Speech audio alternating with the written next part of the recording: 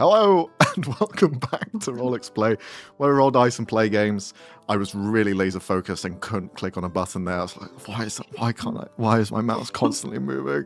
Anyways, hello. You've joined us once again for Still Hearts, our Sunday campaign. D&D time, guys. D&D time on a weekend. Let's go. This is our, I don't know if I'd say serious after the last session, but more roleplay heavy campaign.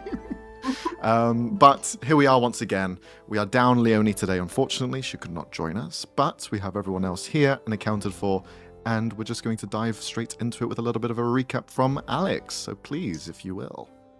Yes, sir. So, last session we continued with our very ambitious project of making a nightclub out of sand.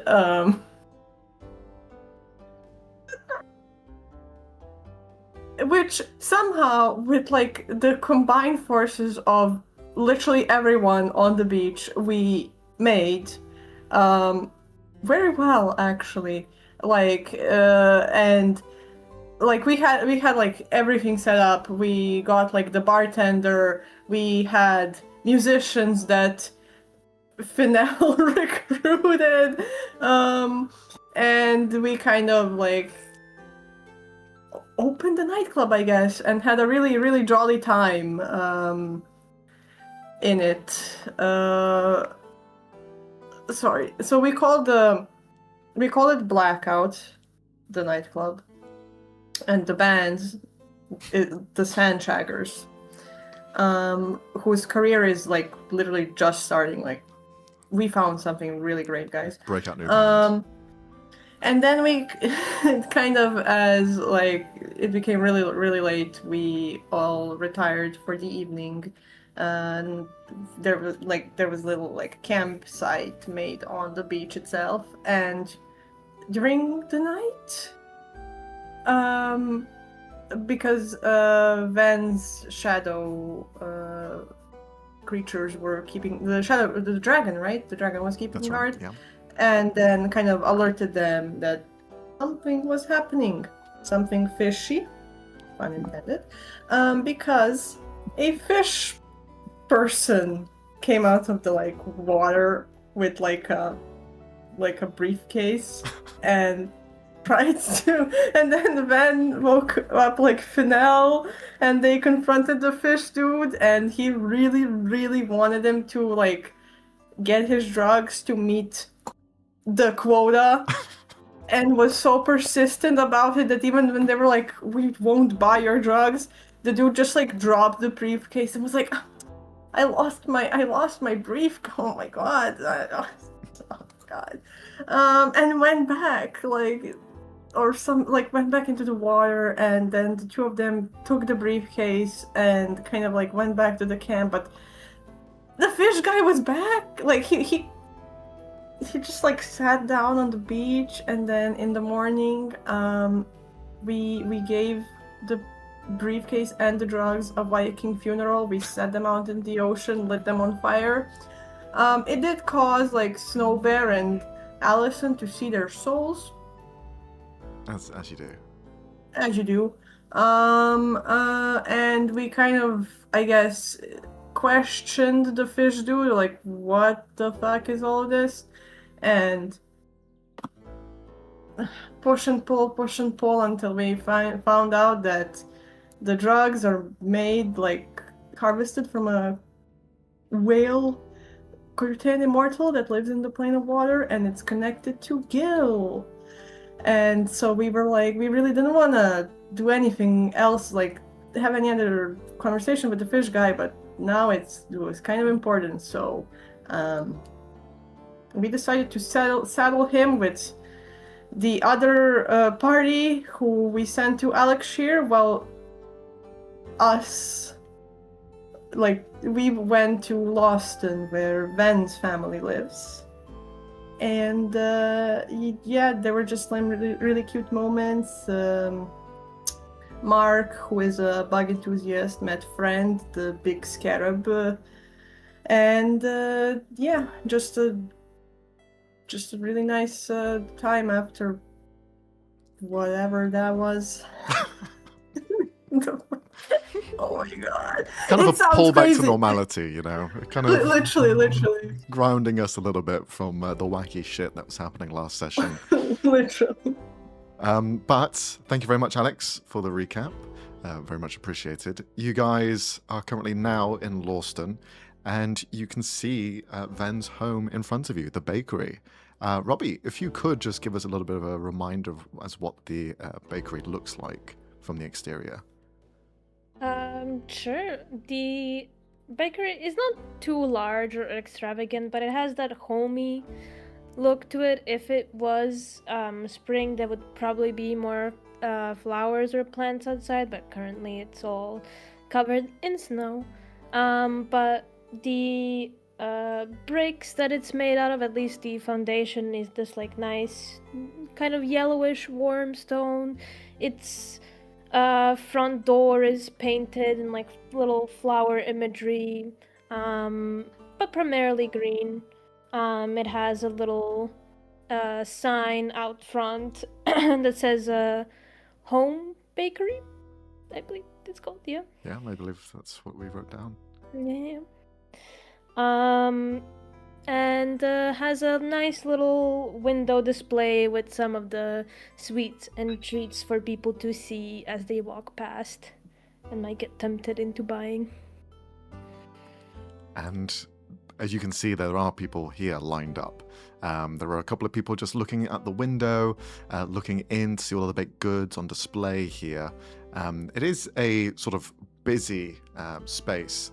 Most of the town is quite mundane and quiet, and a little bit on the colder side. So when it is this sort of frigid temperature, everyone is looking for that sort of like warm heat that comes from either food or just a warm interior, and this is both. You can see the nicely baked pastries that are being displayed out in the front alongside delicious cakes, and the warm burning hearth that's inside that's keeping the entire wooden structure warm and homely. The door is open as you can walk through, and you can see there's a couple of people sat about. But as you head in, what are Mobius and Fennell doing at the moment? Because I imagine at this point Ven is being led by Mark, as the two of them are spearheading this. But the two of you, how are you taking in the town? What are things you're noticing or wanting to do while you're here? Fennell will be scoping out a place for the band's first gig. Okay, fuck's sake. Like, if there's any kind of like hall theatre or you know, some big outdoor area which could host people. So Sandy, who is leading this triplet of a group, he is kind of ahead and looks at you. Hey man, so this place is kind of cold. Kind of really cold. And there's not many people here. Fennell will look him up and down and go, oh yeah, no, I forget you humans, or at least some of you just struggle with the cold. Yeah, and it's a small town, but you know, we're just making a quick stop here before we get to the big city. Oh, okay, yeah, big city. I'm looking forward to it, but I think we need some clothes because we were just on the beach a minute ago. Yeah. And we'll find you some clothes. That's a good idea. Okay. And Fennell will then change tags and have a look for shops with clothes. Okay. You do find this kind of second-hand apparel shop that is nearby on the way to the bakery. There are displays outside with very shabby chic looking clothing and things that aren't necessarily in theme with this area. It's probably people who've come and gone, who've just left things and they've been picked up and left at this shop here. So there's a wide array of clothing choices. One of the first things that's in sight is a almost jacket, a very puff, large jacket that is covered in raven feathers. And you see one of the band members instantly looks at that. Can I get this? Expensive? Is there a price tag on it? You look around for a price tag. There's no price tag. But seeing as you're interested, the owner of the establishment will step forward. Hi. Is this something that you're interested in? Yeah. We need to get some clothes for this group of people. Ah, okay. Well, 5 silver pieces for the raven cloak.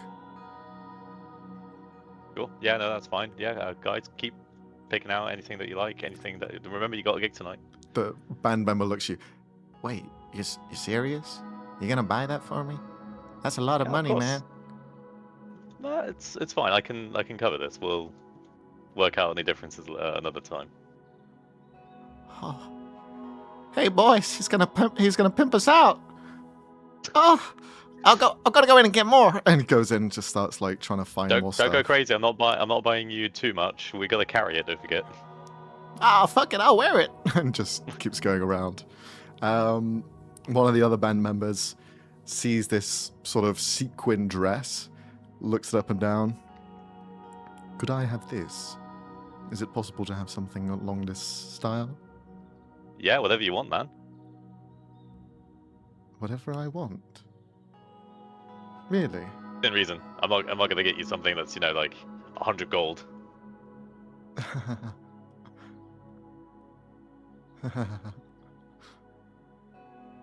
It's a thing 100 gold.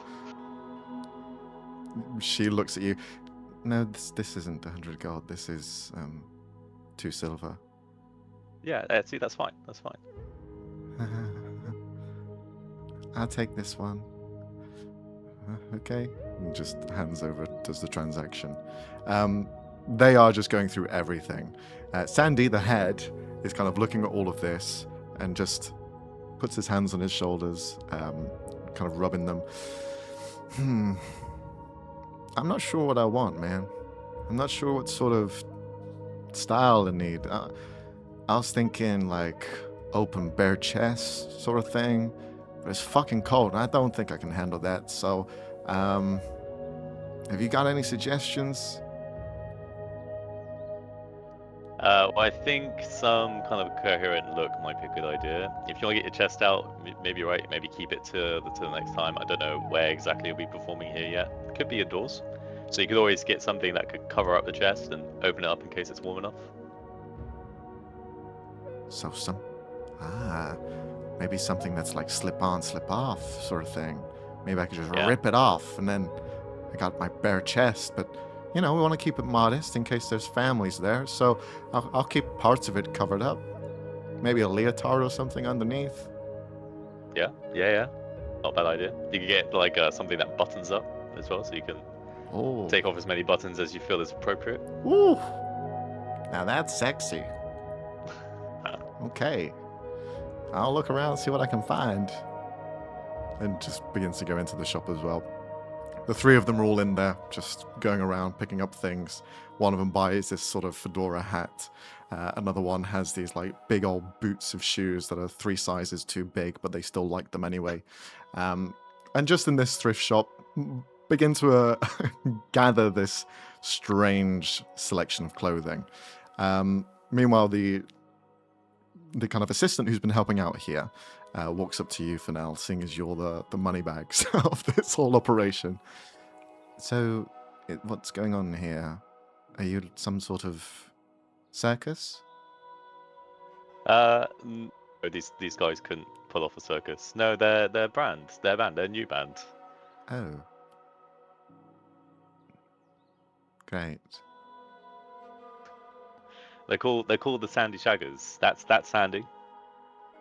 Hi! As you can see, they're Shagmen. Hey! Okay. Gonna put on a live performance tonight. Lets out the biggest sigh. All right. Great. Have you got public permission? I'm gonna go sort that out. Oh. Okay. Well, all of this amounts to 2 gold pieces. She just waits to receive the payment. Yeah, no, that's fine. Here you go. For now, I'll hand over the 2 gold. Thank you. And, well, good luck with, this performance. Thanks. Well, hopefully you'll check it out. You'll have a listen. You might like it, might not. Can you roll a persuasion check?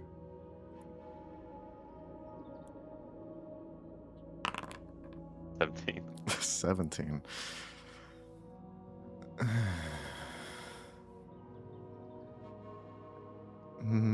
Maybe. I'm not one for music. Especially whatever you've got serving up. You haven't heard these guys yet. They're different. Anything you've heard before. Okay. Sure. Great. We'll see you there. He'll ferry the group out. She just closes the door, locks the door as you leave. I don't need that anymore. Meanwhile, you are now escorted by the three of your really strangely decorated band members now. One of them wearing a sequin dress that goes down and kind of flows behind them with this V-like top in the middle that shows their chest. Meanwhile, another one has this large feather coat that is all made in raven feathers. Too big for them, as this man is about in his late 70s, scrawny, and it's just puffed up around his head. You can barely see his face poking out from underneath. Meanwhile, Sandy is kind of wearing that, a two-piece sort of clothing. It seems like the first on top is this well-decorated sort of biker jacket that has stripes and kind of different pens and embroidery across it. And then there seems to be another outfit underneath it that matches the sort of sequin as well as the raven attire. But it's all sort of hidden and buttoned away. But they just walk with this sort of jive to them as people are starting to now notice them in the town. Their heads turning, them looking. You're making a bit of a show here. Can you roll a performance check for now? I have to perform? 23. Oh my god. Natural 20. Wow. We're turning heads. You are literally turning heads as you're walking through, gathering the most attention possible. Everyone is now turning their heads, looking over. What are they? I don't know, son, but they look pretty good. I think these are some performers that'll be traveling here and doing some sort of one-off show. Oh my god, I can't wait to watch them. Where can we watch them? I don't know, son, but I'm sure we'll know soon. And you just see more people looking over. One woman faints. Just faints on the ground as you see Sandy just give over this sort of smize, just looking over in a direction. You feel fairly confident that you've brought the attention of some people. You've brought so much attention, in fact, that you're kind of stopped somewhat by a tall, large figure, a large Goliath alongside a human woman who seems to be a guard of some kind, and he is dressed in a very sort of noble sort of attire, as though he is the sort of regent maybe, or maybe the mayor of this town, as he has this large chain around his neck which resembles some sort of icon of the town. But he looks down to you as the four of you are now strutting your stuff in his direction. The guard puts her hand up. Excuse me. What is going on here? Well, literally, we're just walking down the street. But hypothetically, we'd like to put on a performance. She kind of looks with the most bemused look as her attention turns to the larger Goliath. He adjusts himself with this steely look. You wish to perform? Not me, these three. And they do a little silhouette style stand, like a freeze frame. You wish to perform in Lawston? Yeah. Perform to who? To you? To the town? When is this planned for? Well, we're only here for the day, so tonight. This evening? So soon you wish to do a performance for the town? Yeah, they're a new band. They're fresh off the beach. Just have to buy them some clothes, and you know they want to start making a name for themselves. So we're doing a quick pop-up performance while we're here. Or we'd like to. Come with me. And he would Sure. gesture you to follow. You see the band members start following behind, but the guard woman puts her hand up. No, you'll stay here with me. And she smiles. They like look over towards you for confirmation. I'd say, don't worry, it's fine. You know, just hang out, see the town a little bit. Don't cause any trouble. I'll be back in a bit. Oh, okay, boss. Okay. It's just kind of scary though.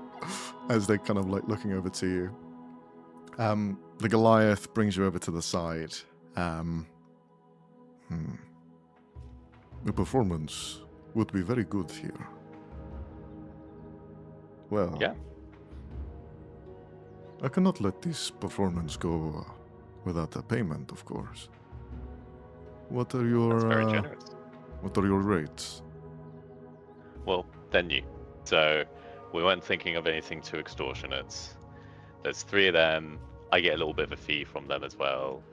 We were thinking maybe 15 gold. Per person? Yes. Can you roll a deception check? Yes. Surely it's That's quite quick, yes. 21. The fucking minimum 10 is mad. You say it quite quickly, which kind of catches him for a moment. I feel like this is something we can do. A 2-hour performance is okay with you? Yeah, no, that sounds really good to me. Very well. The town needs some morale, so I'll be sure to arrange a performance structure, something akin to a stadium for you in the center of town, and we expect you to perform later tonight. Sounds great. Any particular time in mind? Well, the sun sets quite late here, so perhaps just at dusk. Sure. Dusk sounds good. Where are you going to build the stage? Just in the center of town. Great. If it's okay with you, I'll get the band members to go around the town and just tell people about the performance as well. Of course. Of course. Drum up as much business, we will do the same. We'll make sure that everyone knows that this is a fine performance brought over from people far and wide. Yes. It'll be something to look forward to. Great. So the band is called the Sandy Shaggers. Hmm? The lead performer is called Sandy, and they're all shag men. Ah. What sort of performance is this? Meanwhile, Sorry. no, you're okay. He's just looking over towards the 3 performers still over there by the guard. Maybe I've chosen wrong. What sort of music is this? It's fresh, new music. You haven't heard anything like it before. They are new on the scene. No one's doing what they're doing. Something new, something fresh. It sounds perfect. Well, good luck with you. Thank you. And if you need me, just let me know. Of course. Payment will be settled after the performance. And perhaps we might add a little bit more depending on how well you perform. Well, we'll see how the performance goes then. Good. Right, I have more business to settle with. I will see you later. Thank you very much. Sandy and the Shake it. Shaggers. As he continues to walk off. The guard kind of is hailed by him and they head off together, conducting the rest of their business. Meanwhile, Like- the guys are like, What happened? Hey, great news, guys. We've got your performance set up for tonight. No way! And they just start like screaming, bouncing off the ground. The one performer who's wearing the sort of leotard sequin dress just doesn't react and just stands there and nods approvingly. The other two are like bouncing around. Oh my god, boss! You're amazing! Oh, what? I knew we should have given up all of our lives for you. This is the best decision we've ever made. And they Well, just... you still have to do the performance, guys, alright? There's a bit of work to do. It's at dusk, so you got some time to prepare.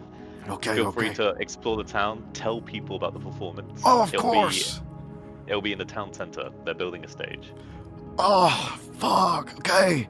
This is gonna be amazing. And they just start like getting things together to drum up some publicity for the whole performance later tonight. They shoot off to do their own thing. Do you head back to find the others for now? Yeah. Okay. Meanwhile, Ven, Mobius, the two of you are heading in to the bakery whilst this has been going on in the background. Because I asked Fennel before, I'll ask you as well, Mobius. Is there anything that you're doing going into Lawston/Ven's home? Is there some sort of mindset that you have at the moment? Or... You're muted. No, I think they're saying 1 minute. They need 1 minute. Oh no! You're all good. No. Don't worry. We'll move on to Ven then. Pantomime it, dude. Just mime Yeah, it out. sounds like 3 words. So we'll move on to Ven. Ven, you see the door. It is busy. There are people here waiting for their food to arrive. They put orders in, and some of them are just at the cashier, basically getting their order in, paying for it, whatever is needed. But it's busy in here. There's maybe about 5 people just waiting in line for a nice warm meal on this winter's day, and you head through. You can see everything is as you remember it, same place as always, and you can see they haven't noticed you at the moment, but your mother is at the back, just currently managing everything. She's very busy at the moment, focused, head down, smiling away. You're very welcome. Please come again. And she's just kind of like, going over, reaching over towards the oven. Oh no, it's all burning. Oh, and she's just trying to manage everything under control. No one actually sees this. It's just you, because you know her so well. You know when she stresses. You know when she's sort of floundering a little bit. But for the most part, from Mobius' perspective, she's very calm at the behind the sort of scenes, working along. So, but you walk in. Is there anything you wish to do, Robbie? Almost instinctively seeing that there's like a lot of traffic in the bakery, he's like doing little things to help out, either like, picking up used plates on the tables, fixing up the creaky window a little, just like, hitting it right back into spot. Just little things as he's walking over to the counter. And as she's like trying to manage all of these things, he just takes one of the trays to help her out. She'll just kind of look over instinctively. Thank you, Veneno. Goes over, does other bits.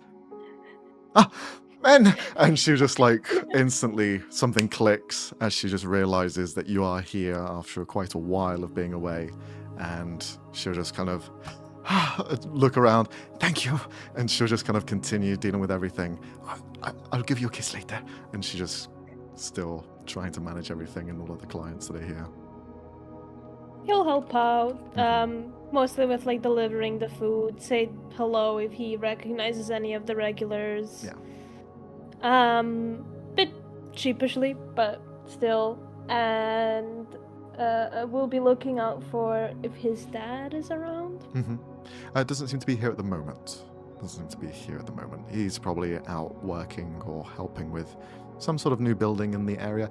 You'd seen that there's a lot of, not repairs, but some of the winters here can be quite harsh, and a lot of the erosion and kind of building infrastructure can break away because of it, because you're going from these colder climates to then quite the warms of the summer. And some buildings haven't been reinforced in a while. So he's out repairing a lot of the stuff and making sure that everything's very sound. And he's probably there at the moment doing the same thing now. So he's not here at the moment. You see Mark is currently just running around the sort of main floor between all of the people's legs as they're just standing there. Some of them reach down and just like scrunch his hair a little bit as he's kind of like, hello, hi. Do you like bakery? They just look, yes, I do like your bakery, yes. Okay, and just moves on elsewhere. I feel like Cecilia and Ven almost know his pattern of running around at this point, that they like avoid him without even thinking about it, so they don't trip over. But Ven is gonna kind of crouch down to Mark. So, you got a very important task for later. Tell me. Okay. You know the big closet we have where we have spare pillows? And I'm gonna need you to go and dust them off. Kind of like looks and frowns a little bit. But it's smelly. Yeah, but how else are we gonna build a pillow fort? Pillow fort? With everyone? It just rushes off as quick as possible. He's a blur to everyone's sight. Oh boy, to have that kind of energy. And he goes back to helping. Oh, Mobius, feel free to sit down, and if you wanna, I'll get you something to eat. And he just goes, without even thinking that Mobius can't really eat, but still goes to get him a little something. You grab some bits. There's plenty of pastries to go around, and you know there is like your mum kind of bakes for the necessary quantity and then a few spares just in case if anything burns. Kind of like a baker's dozen, having that sort of 1-2 spare just in case if like the main quota is out. And she rests everything that's extra to the side and is almost kept for the family to eat whenever they wish. So you see there's a collection already there for you to like take away if you want. So you just begin to dig into that and pass it along. You do notice as well that Sienna is nowhere to be seen. It looks like Mark, and running like Sonic, has grabbed Sienna's hand and rushed her off with him to help out. And the last thing you could see is just like the reddish orange hair that she has just kind of blurred past the doorway as she is whisked away alongside Mark to help He's with this her. child. Eventually, as the sort of midday rush, it's not necessarily a rush, but there's a lot of people here, more than usual, settles. You can see Cecilia is now kind of taking off the apron, looks at you, reaches out her arms, He hugs her tight. and she just embraces you with it. She just squeezes you tight, pulls you back for a moment. How are you? Oh, I'm okay. I think it's nice seeing you. Oh, likewise. It's always How you a been? better day seeing you, Veneno. Oh, you just said that because you're my mom. I say that because I'm your mom, but also because I do love you so much. I love you too. We're only gonna be staying for tonight, but I did want to say hello.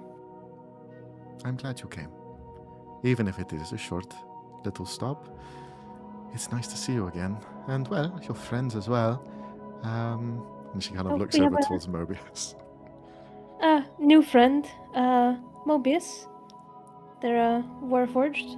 Well, he's very kind. She'll kind of let go of you then, and then step over towards you, Mobius. A friend of Veneno is a friend of ours. Please. And she kind of opens her arms up to give you a hug. Oh, it's very nice to meet you, ma'am.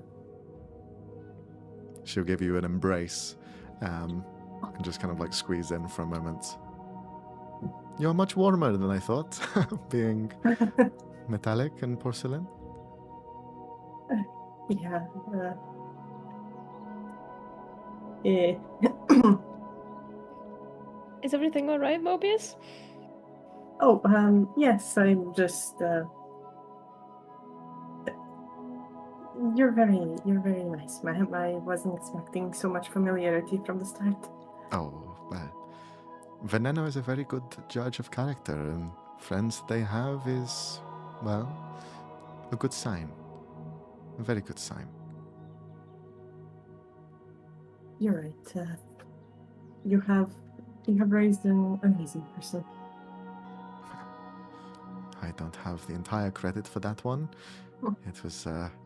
It takes two, of course. But Ven is very capable by themselves. We were very lucky. I think I was the lucky one, but where is Dad? Well, he is out around town. From what I remember, he was heading to the alchemist's shop. There were some issues with the foundations there. Some of the ice had entered and wilted away some of the woodwork. So he is trying to come up with no solutions. Rather than destroying the building and losing all of that rich history that's there, he's trying to find works around so Ashrin can have their place back. Mobius, maybe you could help out. Sure. I can take a I mean, look if- at it. You want to? I know this was meant to be a more of a resting place. I don't want to make you work. I rest while working. It's fine, really. Oh, you two will get along great then. I was thinking, since Uncle is in town, we could have a bit of a family dinner, all of us. That is an excellent idea, Veneno. We can prepare something here. It's quite a large family now that we have, so I will have to... We'll clear the area here, and we'll put some tables and chairs together, and we can have an old-style family meal. All right. I'll help out where I can. Always appreciated.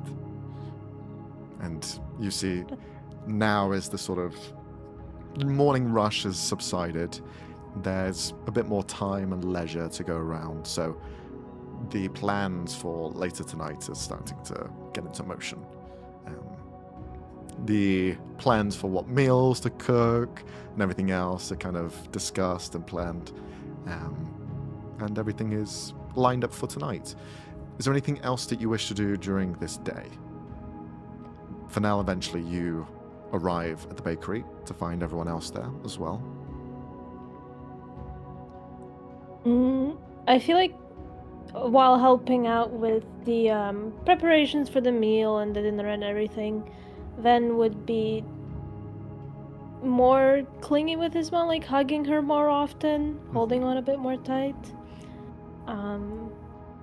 But wouldn't say much anything else. Just kind of like a sense of normalcy while Yeah. here. Mm-hmm. Can you roll an insight check? Sure. 10. You are very much in this sort of, I don't want to say dream world, but you're in the moment and you're kind of appreciating it as it comes. Which leaves maybe more of your more recent tenderness to kind of eke out, and perhaps she begins to notice some of these scars and emotional wounds that you've had over the last couple of weeks.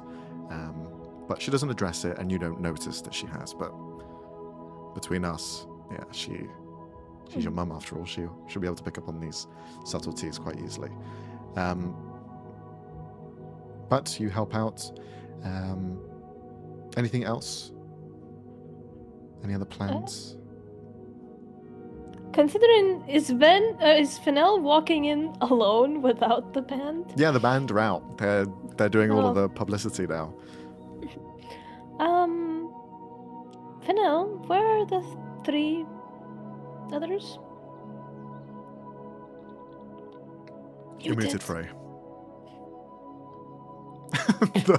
the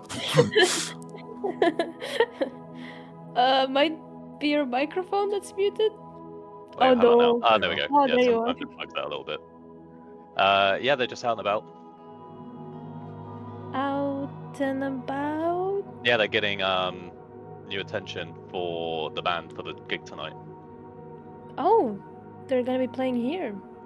Yeah, already spoke to the mayor. I think it's the mayor. He's given us the approval, so we're all good to go. Huh.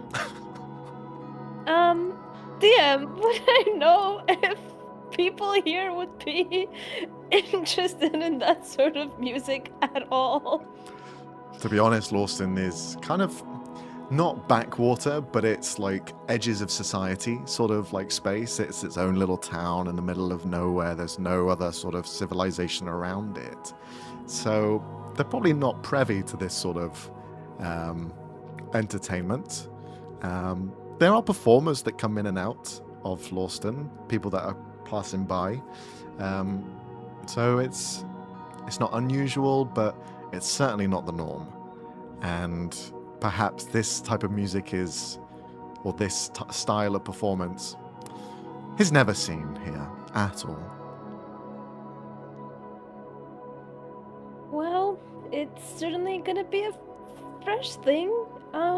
Yep, that's exactly why we're doing it. I don't know how people will feel about it, but hopefully it goes over well. Well, we'll see, won't we? I'm not too sure either. I'm just kind of taking a bit of a gamble here. Nothing new. But I was thinking we have the family dinner. Yeah, we can still have a family dinner and also do the gig. Okay. It's at dusk, so we can eat either before or after. Probably Perhaps. before with Mark. Yeah. I did promise him a pillow fort evening, so maybe after we come back from the gig. Yeah, sure. Alright. How long is this gig going to be? Because I can't do another night up that late.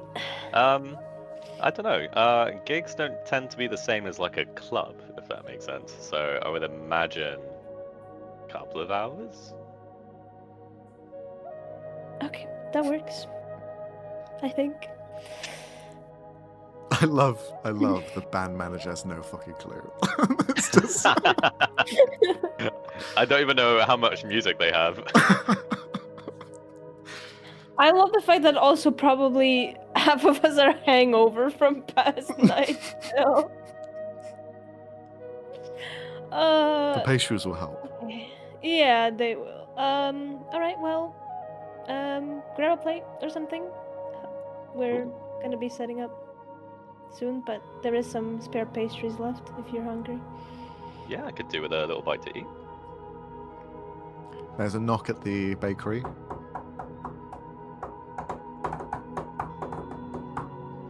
Open the door slowly. You see this kind of squat older gentleman wearing this feathered coat, quite large and wide, black raven feathers, it seems. Just kind of turn around. Hey, we're gonna be Oh, Hi. hey, Hey, man. hey, dude. I guess I don't need to do it here. Yeah, no, this you can one- practice it if you want. Oh, okay. One sec. Can you close the door again? Okay, we'll close the door. Mom, do you want to be the do the honors? Since you don't know them. Of course. Happy to entertain.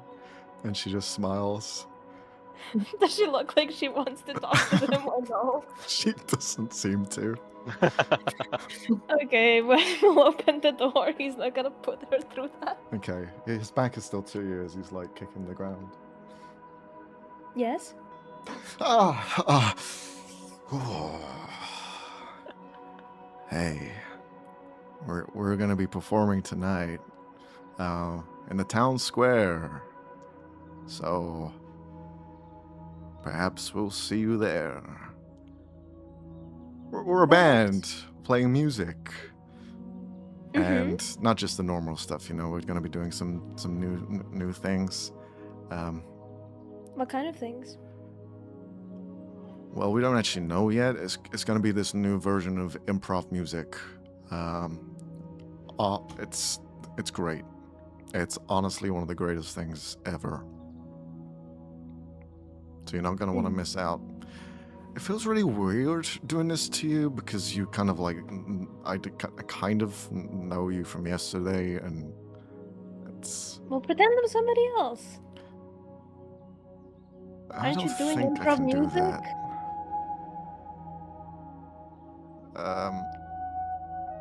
Yeah. So Okay, can I have another improv. chance? And he turns around. Just Ben gets like a little donut or something and gives it to him. Just take it and we'll be there. Oh, okay, thanks. He waddles over to the next spot.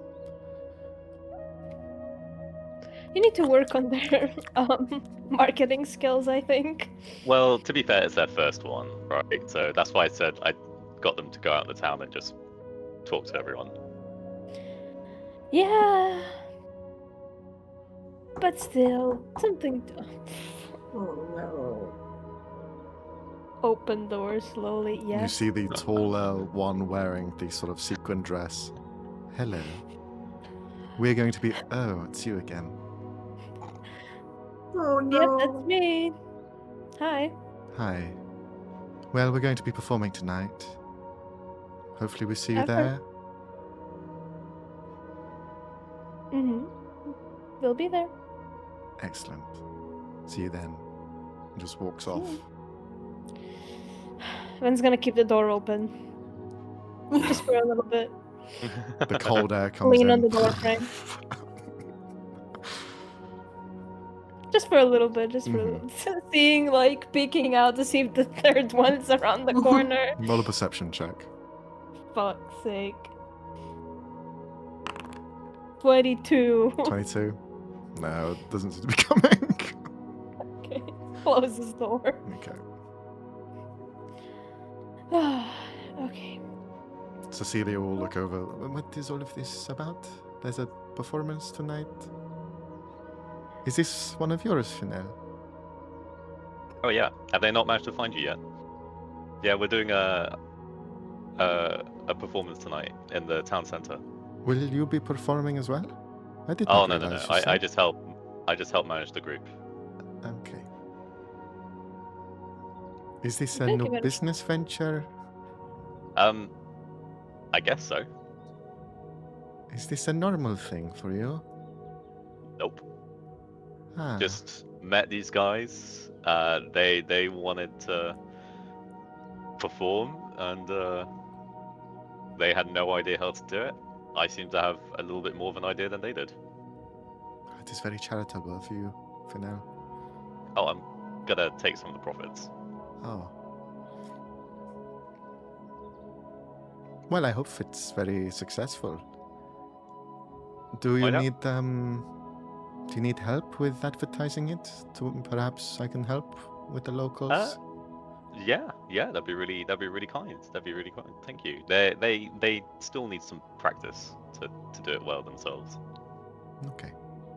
Oh, maybe if you make some pamphlets, we can give them out if somebody gets a order to go sort of thing. Or perhaps we do something slightly better. I think there's a way of getting to the people's hearts, and that is through food. Maybe we could go by and give them a free pastry of some kind and tell them to come to this festival or whatever it is. Sure. If that's something that you'd be prepared to do, that sounds great. Of course. Anything to help my family, of Are you course. Sure you have time? Yes, Minute of this course I night. have time. She kind of just smiles at you. I always have time for you. You know that. Oh, thank you, Mom. No problem. But both of us are gonna be helping. Yes, of course. I don't really know how to bake, but I'm more than happy to help. It is very simple, very easy. It is all about timing and taking your time. No risks. Oh, yeah, okay. Yeah, I can do that. Well, we'll teach you along the way. No pressure. Just don't rush. I'm surprised you are not a baker, Finel. You carry around a butter knife with you wherever you go. It is. Oh, yeah, I like butter. I don't bake. She just looks. Then gives Fennel a look of the things I would say right now. You might want to clean it first, though, before you use it. Oh, yeah, I will definitely clean it before I use it for baking. Mm-hmm. Okay. This is strange. Maybe don't use it. Hey, well, okay, maybe you're right. Maybe I should just use the stuff that we have here. Mm-hmm. I think so, yeah. What does Mobius do for all of this as well? Is there anything that you wish to do in the planning or preparations for this event tonight? So wait, where is the event gonna be? So it's going to be in the center of town. It's going to be like in the hub, basically. So in the center of town, there is an arrangement of... You kind of went there earlier when you saw Ven's uncle. It's like mainly a pop-up shop space where travelers put their things together. But with the news of this happening later tonight, it is most likely going to be cleared and erected in that space, in this very center. Well, kind of considering I feel like there's not a lot I can help with in the bakery. I would maybe with like the cold and everything, kind of go to where, like go to the center of the town and see if they need any help with, you know, like setting up equipment to, like heaters or whatever they would use. Awesome. Okay. So as this plan begins to kind of set in motion now, Van, Fennel, as well as Van's mother, the three of you are going to be baking, creating the sort of bribery for the show tonight, using some of the skills and resources at your disposal. Why not, since you have them? As well, Mobius, you're going to head out and prepare and help with the setup of this sort of stage. Okay. Well, as the baking's going on, I would like... Van, you don't need to roll anything because you bake often enough that you know how to bake. But since Fennel is also helping in this, could I ask you to roll a dexterity check? Oh, Lord. I'll be fine. Mm-hmm. 19. 19, Pretty yeah, good. that's pretty good. With your timing, with your sort of depth of hand, you have this sort of ability of getting into the very creases of the folds. You're able to get the sort of ornate designs that are looked out for in this sort of like pastry creation. You add a little bit of flamboyance in there. You add some extra layers that are probably not necessary, but just add to the whole look overall. And you can see that Cecilia is quite impressed. This is much better than the first time that you tried baking. Have you been practicing? No. No, not really. I clearly remember more from the first time than I thought. Well, you're a very quick learner, it seems. Well, I think I have better teachers. You're very sweet, Fennel. Fennel, I have a little bit of a question for you while Van is outside of the room. Oh, yeah? Are they okay? Ven? I think it's okay as Ven can be. It's been intense the last few weeks. I can tell. They're trying to hide it, and they hide it well. But I can sometimes see through it. Well, you are their mother, so yeah, I suppose you know them better than most. We're looking after each other. Okay. Okay, as long as you're looking after them, I won't intrude. I will only step up to Veneno if they ask for help. I don't want to pull the band-aid a bit stronger or rip it off, so... Well, they wanted to come here to, to see you and Mark and have a bit of a break. So I think this is already good. Okay. And she'll just kind of put a hand on your shoulder. And with you, everything okay? Yeah, everything's fine. Thanks for asking. Well, you know that you can talk to us, myself, or, well, anyone, if you need help, or just a shoulder to speak to. I'm more than happy to listen. I really appreciate that. Thank you. And she'll just kind of leave it there. I give you a pat on the shoulder and then go back to everything as Veneno walks back into the room with some new sort of ingredients to make more pastries. Whilst this is all going on, we move over towards Mobius. Mobius, you head out into the main streets. There is a shadow that looms next to you as you see this large shadow that was there before when you first arrived that engulfed everyone, appearing once more. Cherry, the shadow cat, just smiles at you. Hi. Oh, hello. You don't mind if I come along? No, not at all. Okay. I would appreciate it even, considering you probably know the town better. I do. I have been in and out of everyone's houses. Oh, that's nice, I guess. Do you want to know any secrets? Well, what kind of secrets? Well, these people dream, and their dreams are quite, fun. Well, I mean, Do you dream?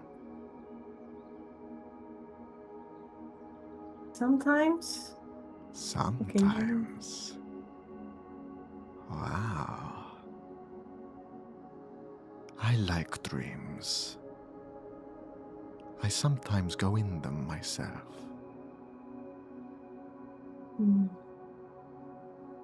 Perhaps I could take you with me.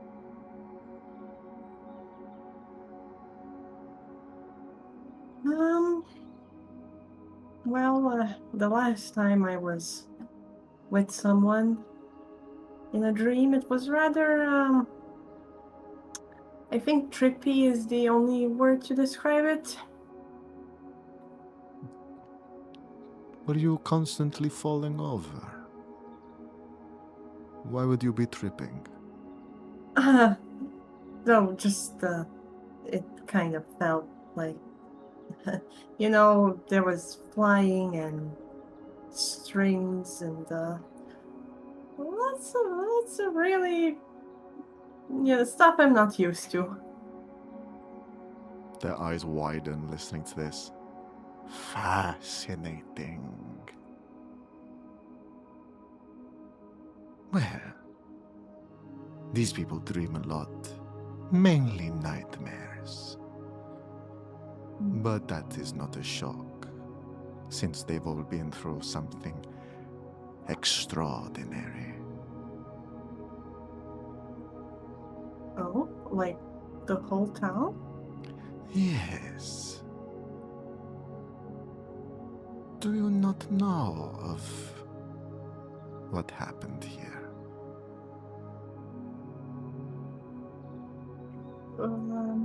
Not really. I mean, I only recently joined with these people. And we haven't talked about everything. Well, they stopped the bad man.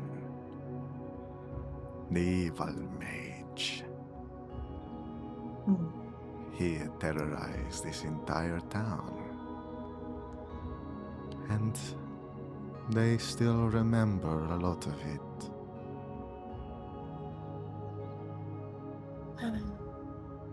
That sounds awful. He's dead now. So it is no matter. Good. Do you like killing mages too? Well, I didn't before, but after seeing what some of them turn out like, I wouldn't say I like it, but if it needs to be done, I will do it. Then you will fit in well.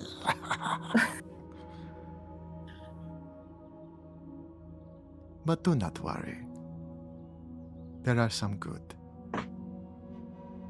Mages are fickle. But there are good ones out there too. It's just finding them before they find you.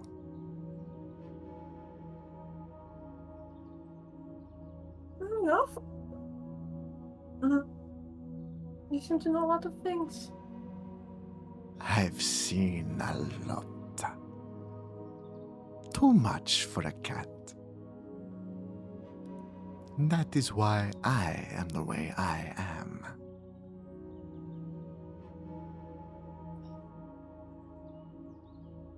Well,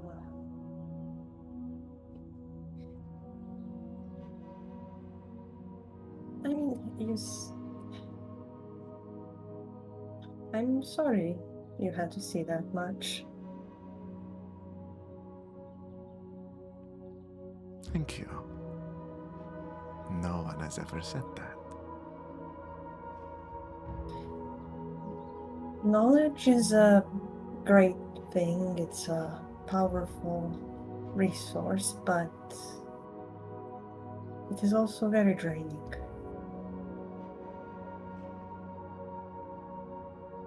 It changes you. It does.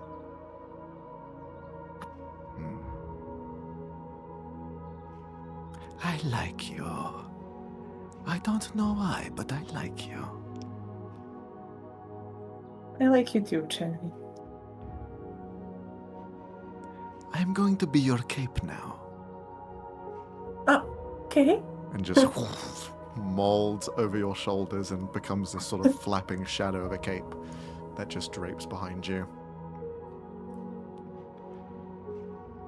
Kind of looks like, oh, well, this is nice. 1,000 orange eyes just spread out Bart. across it. And a face just emerges between. It is, isn't it? And they all blink out. Kind of like laughs a little at that. Kind of like, I'm sure the town is used to this. Like, it's fine. Just good old Cherry being good old Cherry. And kind of continues on with. You head to the center of the town, and you can see there are plans being made now. Some of the kind of pop-up shacks are being dismantled or pushed to the side, to the edges, as this area is now being cordoned off. All of it is being led by a dwarven figure that just kind of like stands there, arms crossed, shaking their head, just I don't know how we are going to do this so quickly, but guess that we have to try. As he is constantly looking around. He seems to be the sort of foreman here. He's gathered a few people to like help out, a few guards who haven't got much to do or probably on their off period that all been gathered together as he's trying to muster some soldiers to get this done.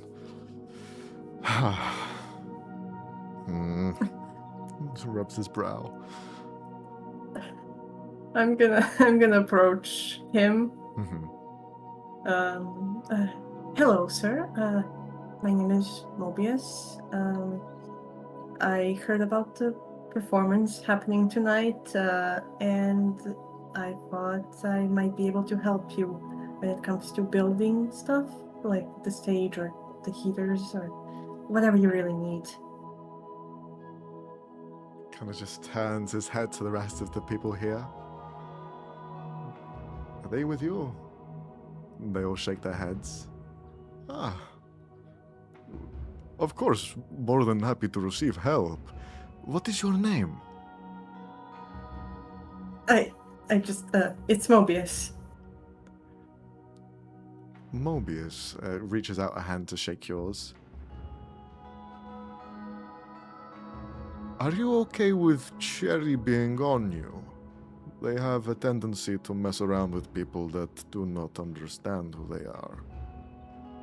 Oh no, it's fine. We already talked, and I met. Oh, maybe it's easier this way. I'm a friend of Van's. Kind of looks a little bit perplexed. They really do make a lot of friends. Well, I am Veneno's father. Just shakes your hand. Balter.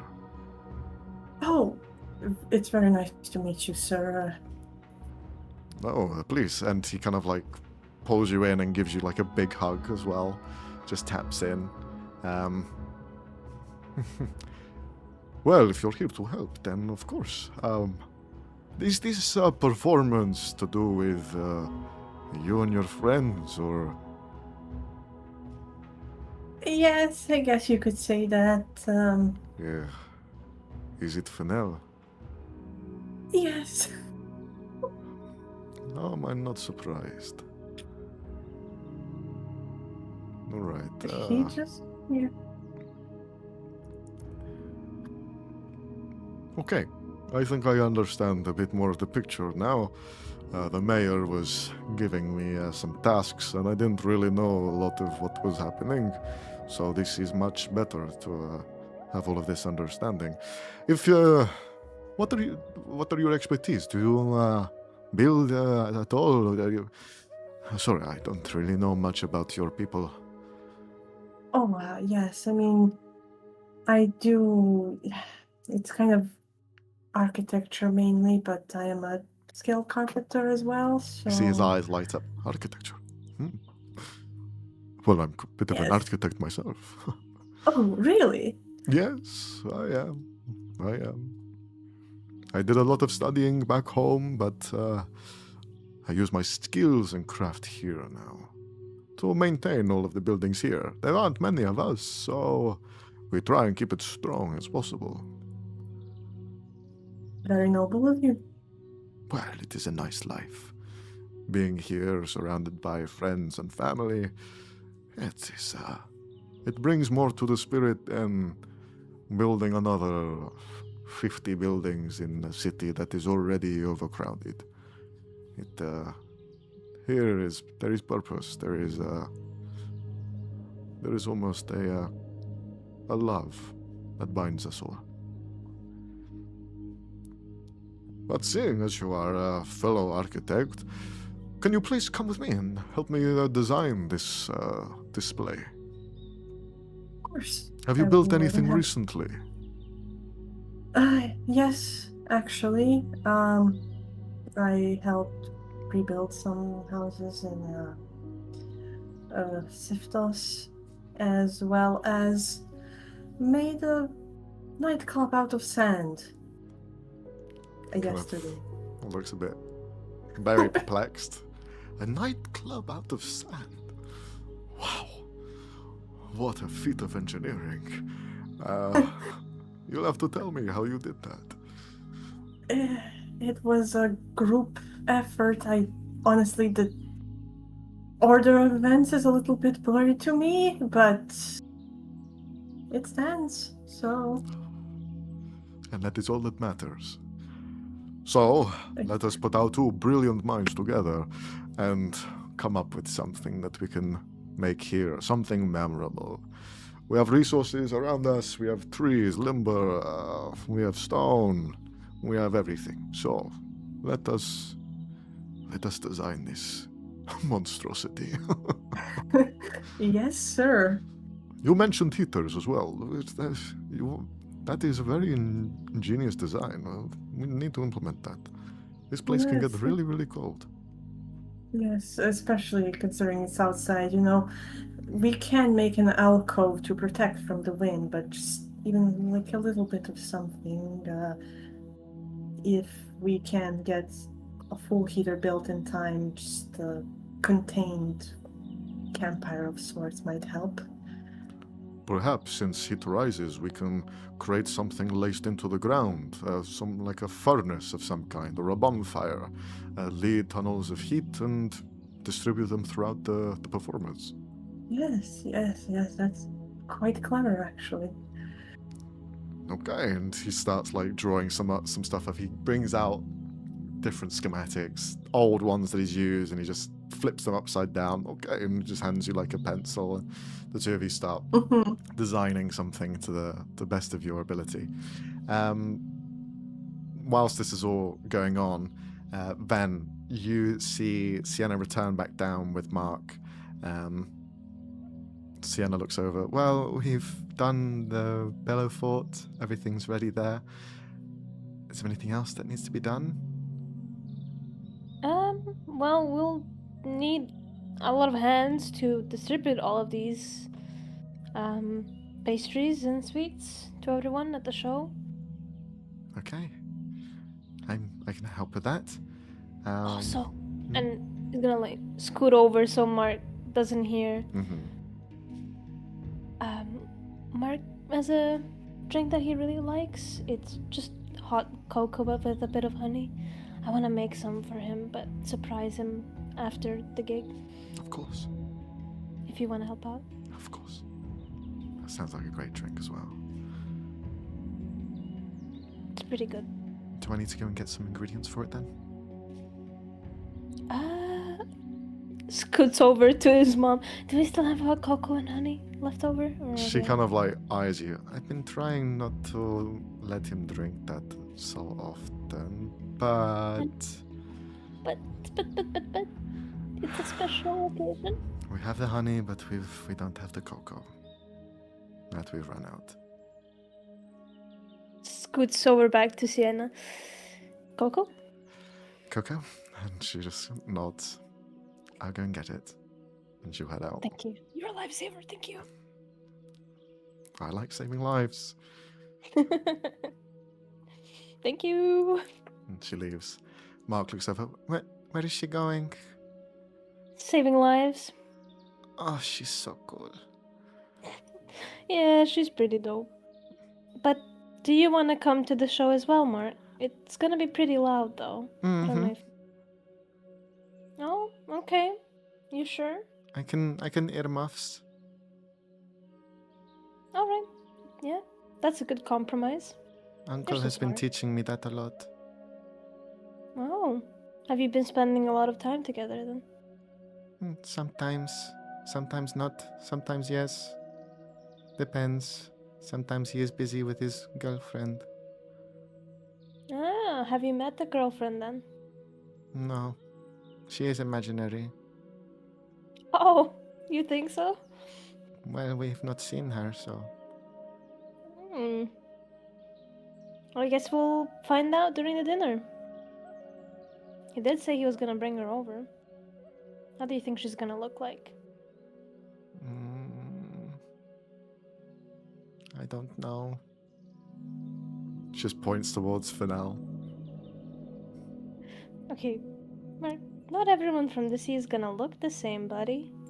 No? No. There's many different people. Like big fish people? Yeah. Yeah. Like big fish people. With little tiny legs and little tiny arms. See, his mouth is open. No way. Yeah, They we sound saw so one cool. Mm-hmm. A little scary sometimes, but Super cool. yeah. I guess they can be pretty cool too. Cecilia will look over. All of the pastries are done. We can head out and start drumming up business. I guess then dinner after the show? Yeah, we can do it after. I'm sure, I'm guessing the performers will also be eating with us. Looks to Fennel. I don't think so. I'm pretty sure they'll. But will they be joining us for the family dinner? No, I don't think so. Yeah, I think they'll be busy signing all the autographs after the show. Exactly. They might want to celebrate in their own way. Yeah. Don't know what that looks like. All right, Mark. For this day and this day only, your bedtime is moved till later. Woohoo! As he just begins to bounce up and down. Yay! Late night sleep. Late night sleep. I'm going to be indeed. so energetic. I'm going to be running around everywhere. And just starts running around already. Well, save that energy for later, buddy, and go get your earmuffs. Okay. And he just puts his hands over his ears. I have them. Is that your earmuffs? Mm-hmm. All right. We're gonna have a small talk with your uncle later, but do we have any earmuffs You for do, him? yeah. You have Yeah. clothing and everything for him. Then we'll grab them from the closet they keep them in and give it to him. The kind of earmuffs he has are these big white kind of fluff balls to the sides, and he has made this sort of bunny ears to go on top, made out of like floppy paper, resistant to water, but they're just kind of like tied on. One hangs slightly forward, the other one hangs backwards, but he just puts them on and he smiles. Oh. Bit of arts and crafts then recently, huh? Mm-hmm. Did your new friend help with this? Mm-hmm. Oh. Is she an artist? Mm-hmm. Good. Then you two have something in common. Do you look forward to the show? Do you think she'll be there? I hope so. I Okay, imagine well. she will be. Well, you know how you could spot her easier. And Ven's gonna crouch down and offer for Mark to climb on his shoulders. Grabs on with like clawed hands, digging into your back. Ow, okay. Ease up a bit. But what if I fall? Ven's gonna get him to like sit on his shoulders. Just hold on to the horns. Okay. Just starts acting like you're his mech. Then we'll kind of pretend that he's following the instructions. Yeah. Alright. Fennel, lead the way. Yep, let's wait. Ow, its head on the... Oh, I'm sorry, Mama. It's okay. No. Now he just completely holds on softly. Wait. Try not to hurt you. You head out into the town with the pastries in hand, wrapped up so they stay nice and warm whilst you're out and about, drumming up business. And we're going to have a quick break. before we continue any further. So we're going to have a quick 5-minute break. We'll be back after that. So grab a drink, grab a toilet break, do whatever you need to do, and we'll be back in 5. BRB, BRB, BRB. What am I going to do with you, munchy cat? And hello, welcome back. You've joined us back for the second part of our episode today of Still Hearts. We have just returned with the party now starting to plan this new event. Last session, there was the same thing. We're just 2 in a row now, where you guys are planning for something, building something, and hosting an event. So maybe 3 for 3 in the next session. Who knows? But we're here now. Change our call. Yeah. Perhaps the campaign takes a complete gear shift and we go into just events planning. And we go from Hell there. yeah. Not just that, we get into the music business. See, we let the bad guys think we're doing that, and then we lure them to an event, and then we murk. No, I'm kidding. Wow. Now that's some thinking. See, big brain. Big brain. You guys are currently in 2 different areas. So we have Ven, Fennell, the 2 of you are beginning the sort of round with the pastries in hand. Meanwhile, Mobius, you are helping build the actual stage for the performance later today. You have a few hours left of the day. So we'll kind of like go around a bit back and forth and see where everything goes up to. First, we'll start off with Ven and Fennell.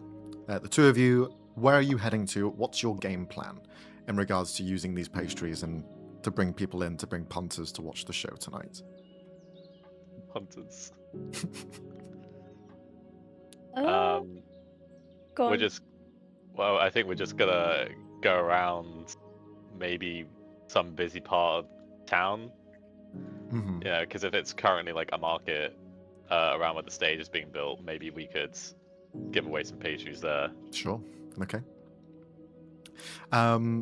Then, as you aim for there as your main point of interest, you find a sort of noise. Now, the town isn't loud, so anything that is loud, such as construction, tends to echo throughout. You can see that the display in the center that's being manned by Mobius as well as your father, Veneno, are currently sort of building this new stage. They are hard at work, laser focused on it to get it on time. Because there is only a few hours to get this whole thing sort of arranged and planned, and they've shot for the moon. But in this sort of process, the stalls that were here in the center of town have been moved away, and some of them have even packed up completely. Not all of them are happy. You can see they've kind of like looking over towards Bolter, kind of like tapping him on the shoulder. You can see them having some arguments, and he just like shrugs at them and just kind of gives off some excuse. So there's a little bit that needs to be sort of tempered here. The flames need to be lightened somehow. There is some animosity, at least, towards this performance. So you guys will need to do some PR there. How will you go about it? Oh, do we pull the guilt trip card? No, That's your ace in the hole. You've just got that in the back pocket. So remember that one time you all excommunicated me? How many times did you get away Payback with that? Yeah. No. I mean, I guess we can go over and like, hey, we thought since you guys are packing up early today, we'd offer something to keep you warm for the night. I know the nights are getting colder, as a bit of a compensation. Plus, you know, I think we all deserve a bit time to relax. Especially if you want to bring your families. You approach this kind of group of 3 people. One of them has been the sort of main target of offensive for this stage being erected. Meanwhile, the other 2 have been kind of watching to the side. One of them is kind of in a lull, packing up their things. The other is just kind of arms crossed, watching the entire affair. As you interrupt the sort of arguments to try and bring peace, you can see the person who has their arms crossed is a kind of half-orc, more closer to the orcish side of things, as they are quite a large build. Their skin is slightly grayer, it's not really green in tint, and looks almost maybe more ashen, and perhaps would be more inclined to these sorts of climates, to the sort of colder regions of the world. Whether they are from Lawston or from the sort of regions here, hard to say, but they are certainly a worker that is just kind of working alongside these other two people who are selling their wares. He looks up at you, seeing this approach of bargaining. So, what is this supposed to be? An offer of what? Pastry? Best in town. I do An like a pastry, invitation. but I do need to sell my wares. I don't see how this is going to help compensate for that. Well, consider there's going to be a lot of people at this performance. A lot more Right. people who would be interested in maybe hearing about your wares. More than that they would regularly be at the market. Will we be able to advertise to these people? I don't see why you couldn't network.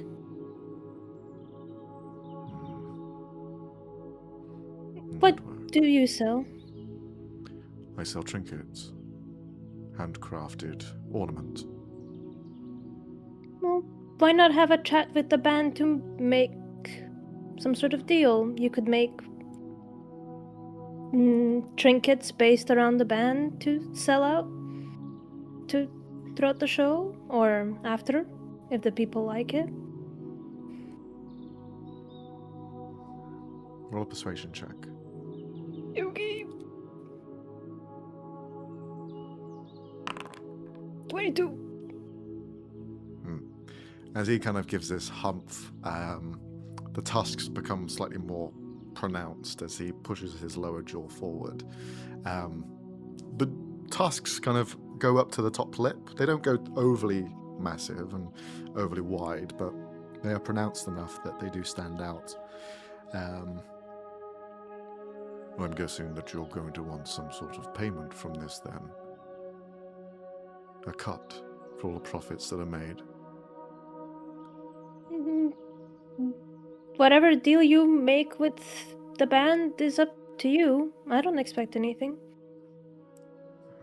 He looks over. You see he stares to one of the back stores.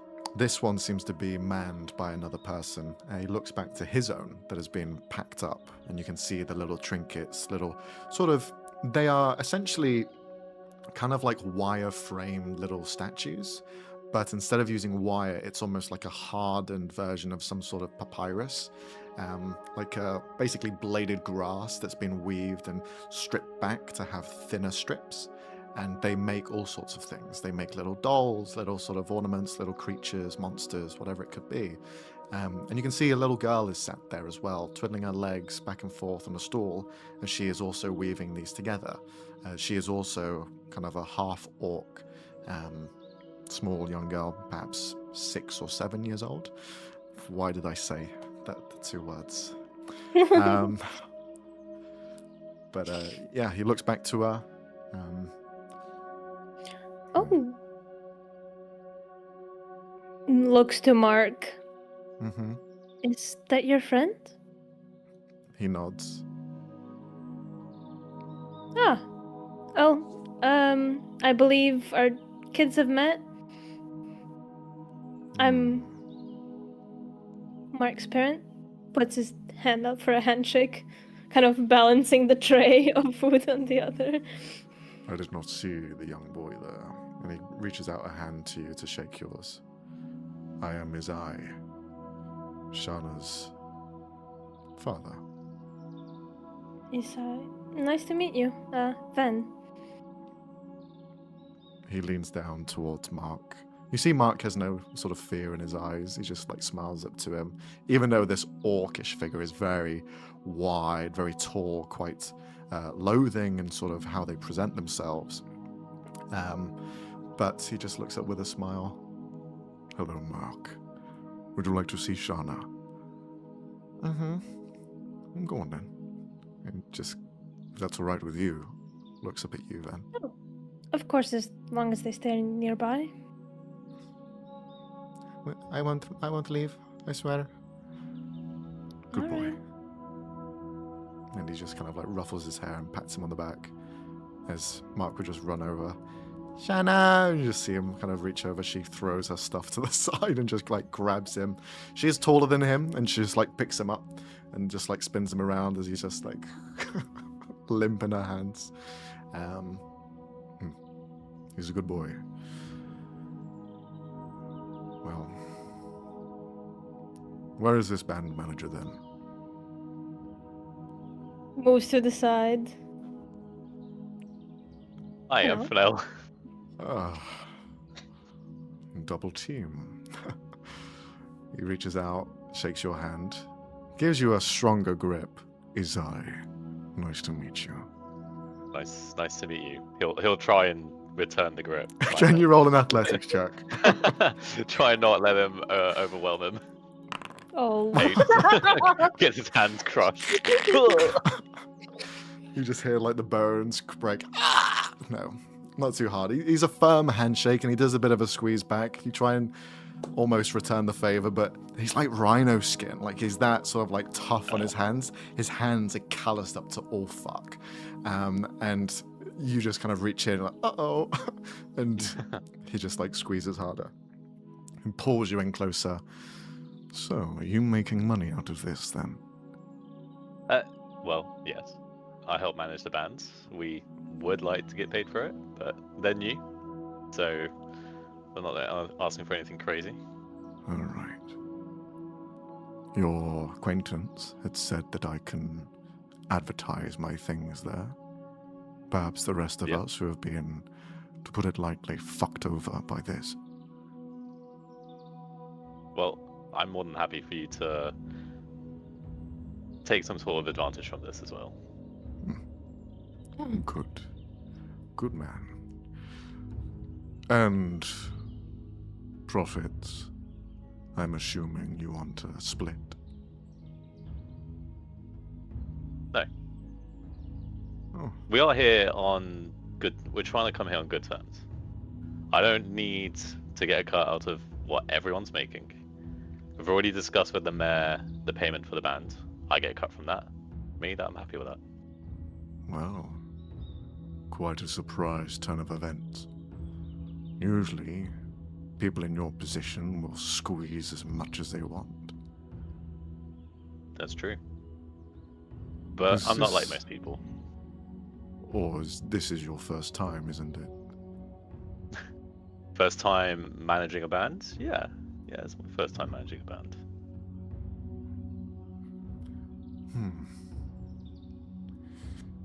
He loosens his grip and lets go of your hand. Fair enough. I've not been here the entire time, but I've heard that there's been quite a disturbance by a Frederick. So perhaps this would be a lightening experience for everyone. I think that's the mayor's intentions, to be honest. Well, the mayor is in a difficult position. He is both the enemy and the friend.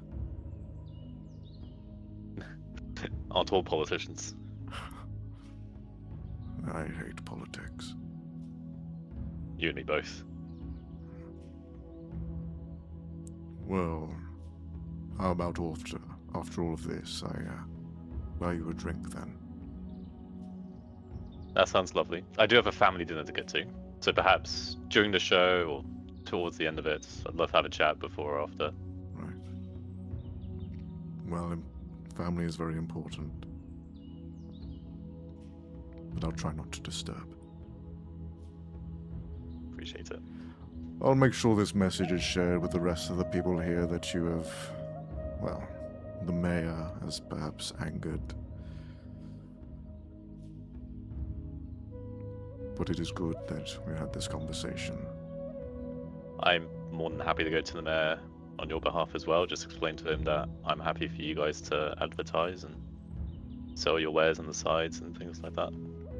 All right. He'll just look around to the others. All right, everyone. No more fighting. We are done.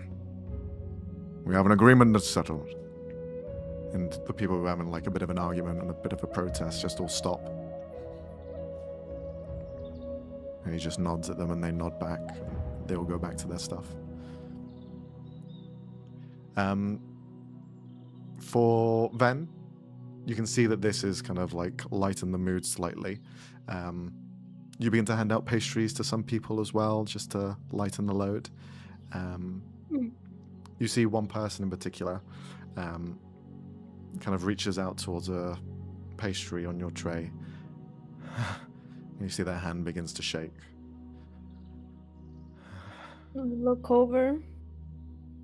Their eyes kind of like wince slightly as they look up to you.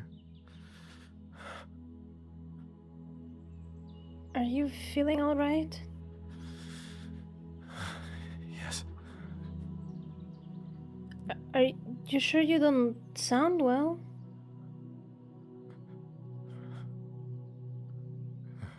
Just grabs the pastry and tries to walk off. Do I recognize who this is? Just seems to be a townsfolk person you've seen passing by in different instances in the past. No one you would have had direct interaction with. Do they seem like they're scared of me or like... There definitely seemed to be some sort of fear towards you specifically, yeah.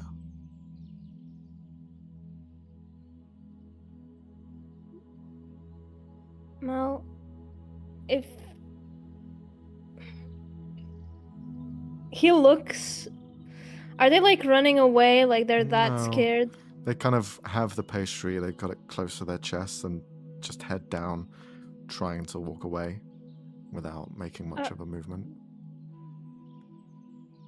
Did I do something? They stop in their tracks. No, I guess you didn't. It's just... It's hard to forget. I'm You were sorry. affected then. It's not your fault. I don't want to fear you, but I know the truth. I just can't. I just can't get over it.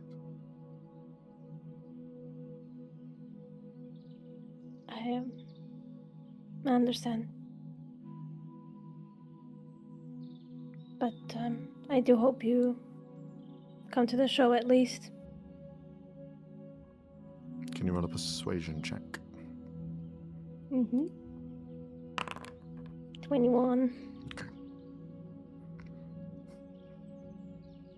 You just see a nod as they still have their back to you and just continues to shuffle forward.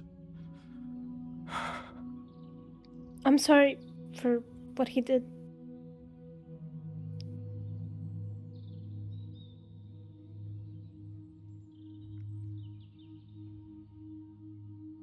I'm sorry for what he did to you.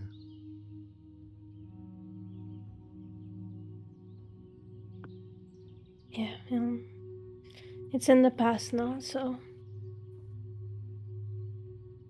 maybe we could start a new leaf.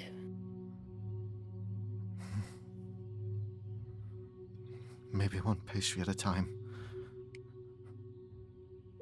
Well, if you go to the bakery and say Ven sent you, I'm sure you'll get a discount. Thank you. You're welcome. And just nibbles at the pastry as they walk away. Yeah, as they walk away, his face kind of sours a bit. the fact that there's still people that fear him Mhm. just brings him down a little bit. Yeah. So he's just gonna go around giving out pastries with like a, autopilot response, sort of, oh, here you go, thank Yep. you, hope you see you at the show, blah blah. Mhm. As you are kind of handing out these pastries, can you roll a wisdom saving throw, please? Oh, why? Okay. 14. Okay. Walking around, and the sort of memory that came almost from that interaction leaves that flooding of moments come back to you. You've been in this square before, walking around these shops with Frederick in the past, unaware of what he was like. And even though you can almost see him, you know it's not real, but it's just that illusionary sense of seeing a ghost. And you can't see his eyes, you can only see sort of his mouth going downwards to his attire that he wears. And there's just a crooked smile.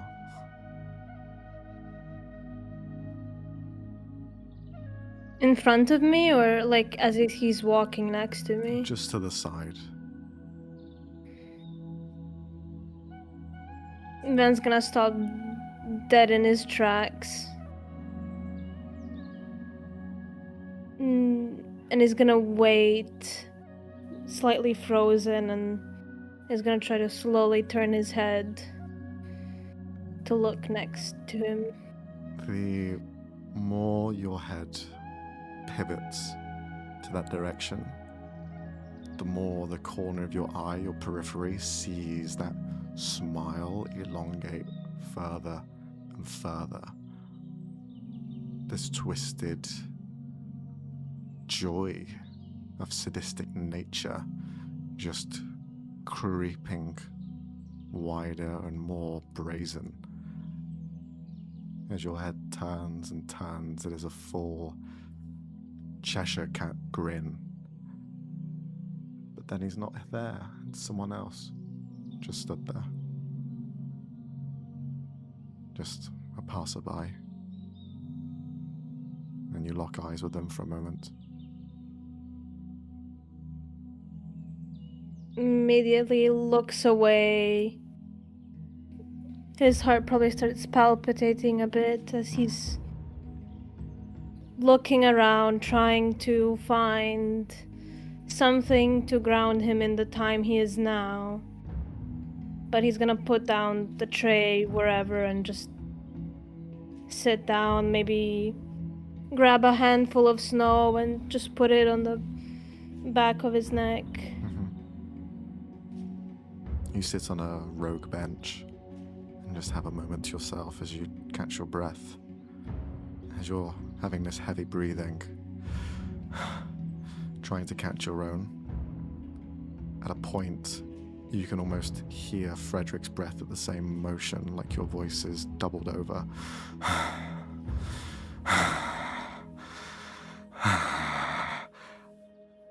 And you snap out of it. He's gonna cover his ears and just gonna, come on, Ben, come on. Just snap out of it. He's not. It's not. He's gone.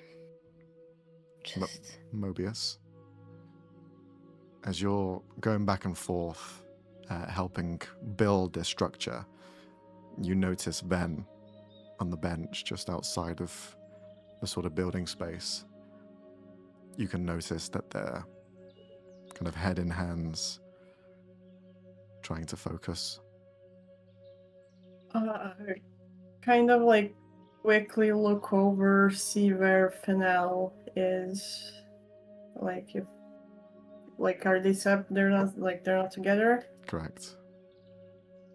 Can I see Fennel from here? Yeah, you can spot him. Can I kind of like try and get his attention from the stage. Sure. Just like, You kind of wave over in his direction to just catch his eyes. For now, can you roll a wisdom saving throw? What for? what is happening? 8.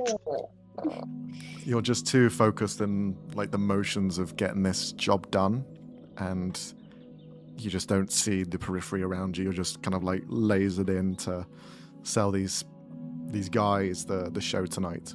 So Mobius, you try, but you're at the wrong angle to catch him from afar. Okay, I'm just gonna kind of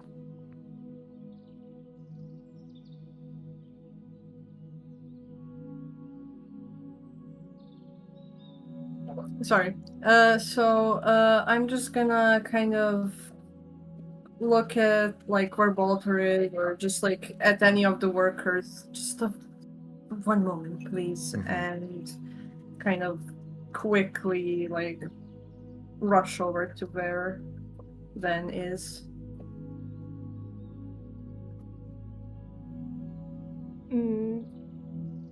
Would Ven hear or notice, or is I think He's still Van would be hearing. too focused on trying to catch their breath. just tapping his foot on the ground? Mobius is kind of gonna like kneel down in front of the bench, like make himself as small as possible, and like if Cherry is still with me, since I assume they're more familiar with Ven, kind of like has this happened before? Do you ask Cherry or do you ask Van? Well, I mean, technically Sherry more, since I assume Ven might not be able to respond at the moment. Cherry will speak up. There's a lot of history here. Sometimes too much. And maybe, just maybe, you're seeing ghosts.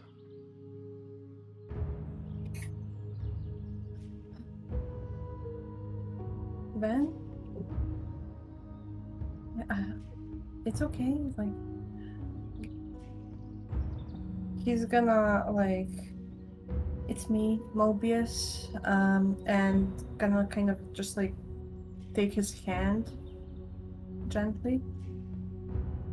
You don't have to say anything, but if you can hear me, can you just squeeze my hand? He winces a bit away when you go to touch his hand, but notices the metallic hands that can really be mistaken for anybody else, and lets you, just squeezes it slightly. Yeah. I just need a moment. Okay. Can I help you? Do you want me to get Mark, maybe? No, I don't want him to see me like this. Okay. Then I'm just gonna stay here with you, and you know.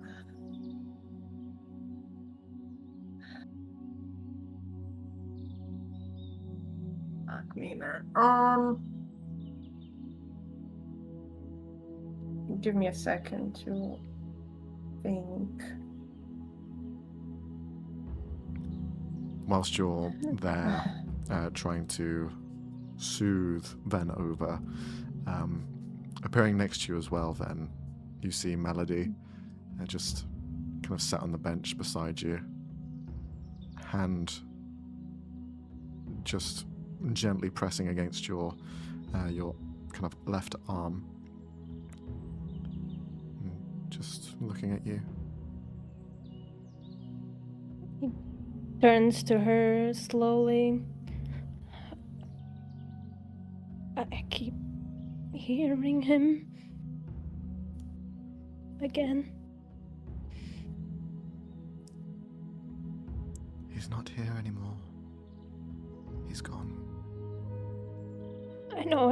I'm trying to get better. I know. That's okay. I just keep seeing him in the corner of my eye, or hearing him.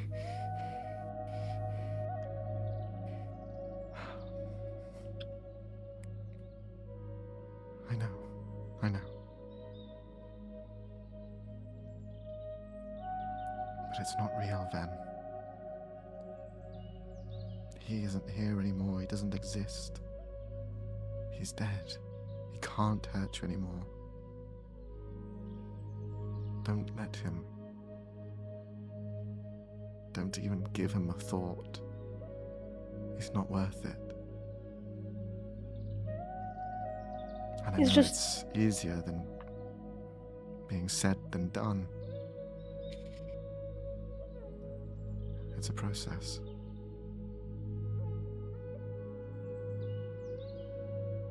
He's just nodding along and trying to focus on, like, the sensation of holding Mobius's hand and holding Melody's hand, rather than any of the overwhelming thoughts. Mm-hmm.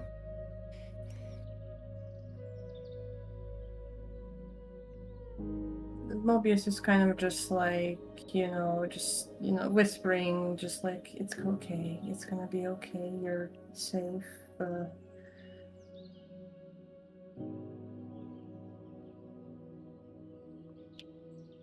Does Frederick's voice eventually subside, or does it keep?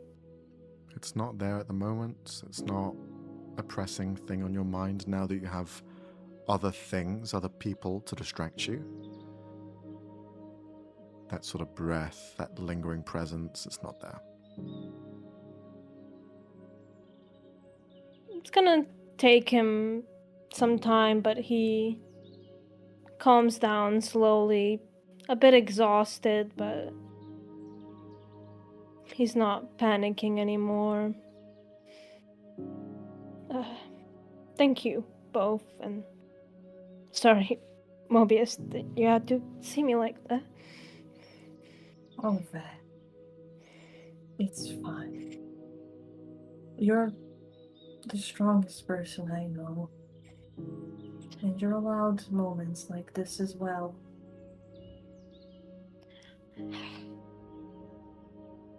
Thank you. You think it'll stop happening, and then it just catches you off guard. It happens. But, there will always be people who want to help you. Thank you, Mobius. Come here, and just gives him a big old hug. He hugs back and pulls Melody in for a hug as well. She'll kind of grab the both of you in this hug. Her hands, as they wrap around, one of her thumbs will just kind of gently press against your cheek, Fen, as well against yours, Mobius. And she'll just say thank you.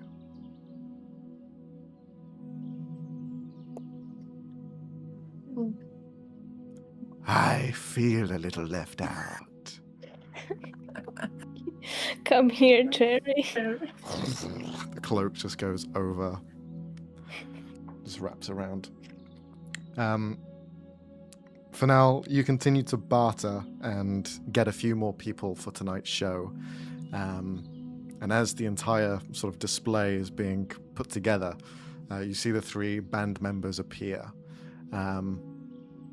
Actually, it's just 2. And they seem a little bit shook. Sandy isn't there. and the other two haven't really had names. No one's really asked for their names. But they have just kind of gone as the Shaggers, really. One of them is an old human male, about 70 in age. The other one is quite a tall, slender male figure, androgynous for the most part. But they are sort of half-elven, very tall, very slender. The two of them look fairly nervous as they approach. The older gentleman with the large fur coat is just kind of like a bit skitty.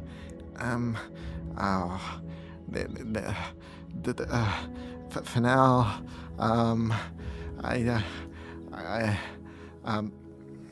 the taller man just like slaps him to the back of the head. What are you doing? Just relax. We can't find Sandy. We don't know where he is. Okay. Where did you see him last? Well, that's the thing. We can't quite remember. We all just separated to go to these homes and to try and push tonight's party. But we don't know where he is. We've asked around, we've looked, but I don't know, perhaps he's just in the wrong parts? I don't really know. But I'm not sure where he is. And you see the older gentleman. We really need to figure out where he is, because without Sandy, we're nothing. We ain't got a band. We ain't got a lead. What are we gonna do? Yeah, no. All right. Calm down. Yeah, no. You're the manager. Right. You gotta sort this out, man. You gotta help us. And I'm going to. Okay, you just need to calm down. I knew it was gonna help us. For now, man. He's always got our back.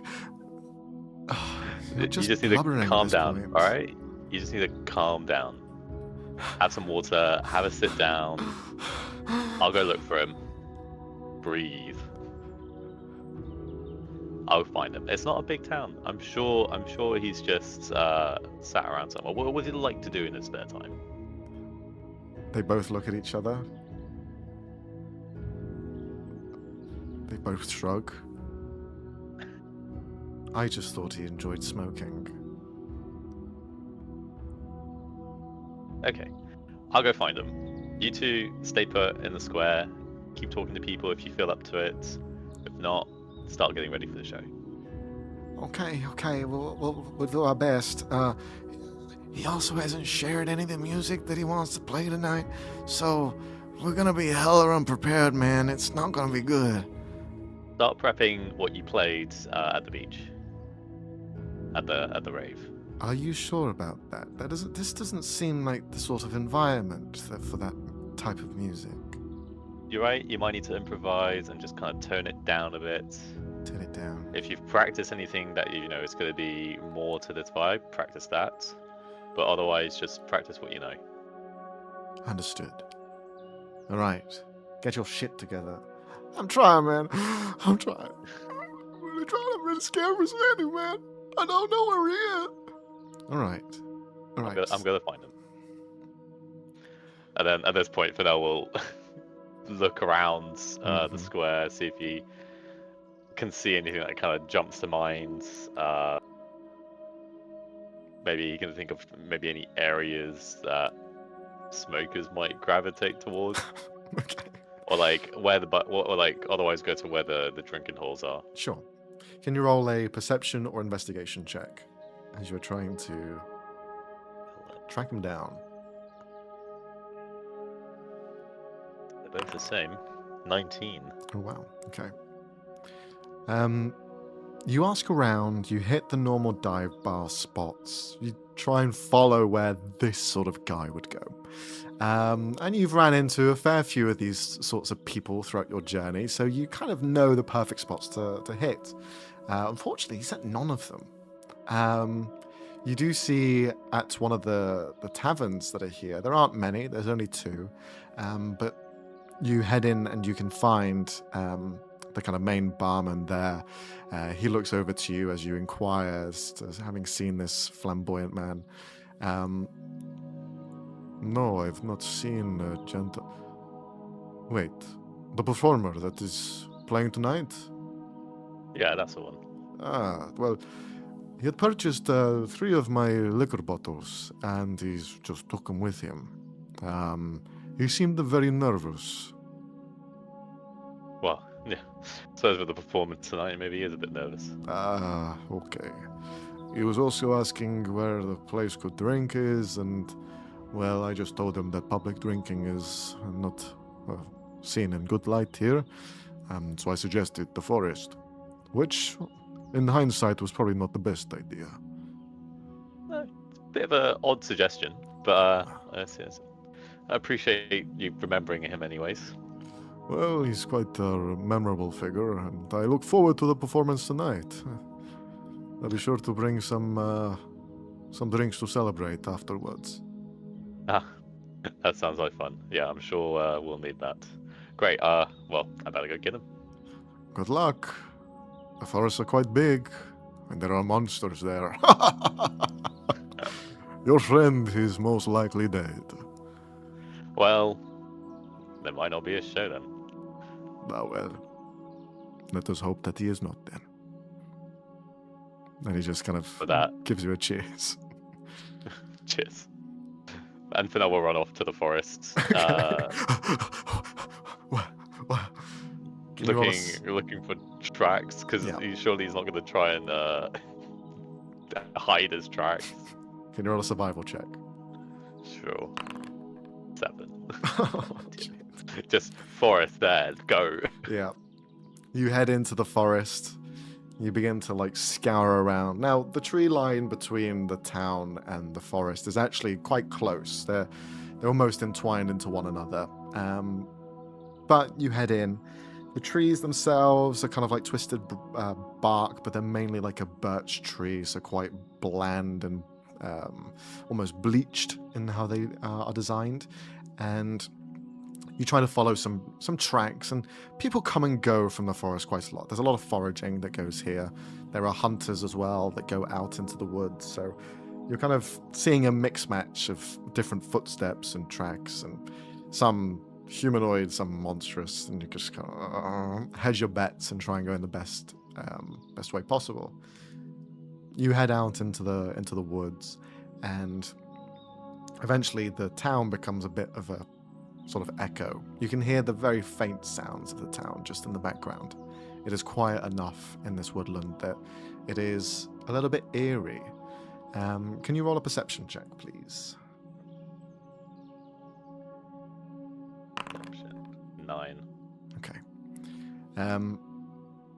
The trees themselves, they are mainly this sort of white oak, but there are almost like stripes against them, as though they are almost like tiger stripes across the different elements of bark.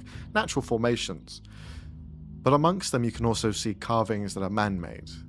Some very sort of cutesy things, like love hearts for people who come here and just kind of take a load off and confess their love to each other. Others are a little bit more tribal in sense. It's almost like carvings of animals and of different people, as well as rituals. A little bit kind of strange, and it's giving a bit of an odd vibe as you're walking through and trying to find any signs of Sandy. And then you hear a break in the twigs, as there is just a sound just north of you. What do you do? Head north. I'll try and mask my own presence, so try and stealth closer, just Okay. in case it's a creature or something I don't want to just run face first into. Sure. Can you roll a stealth check, please? Stealth. 24. Okay.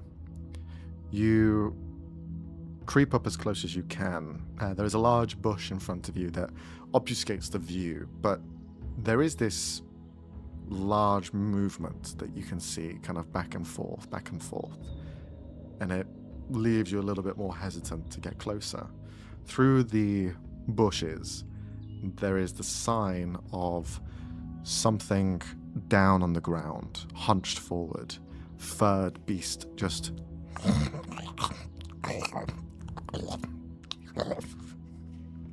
You see it raises up its face, and you see some like slobber dribbling down its kind of extended snout. And it looks almost like a cross between a wolf and a bear. The size of a bear in terms of how big it is, but the snout is quite thin, like a wolf, longer, the teeth extending from it, and the ears more flopped and larger, like a snow wolf. And it's just there, licking something up. Doesn't notice you. Okay. Can I see what it's eating? You Where I am? look a bit closer to see what it is. Can you roll an investigation check?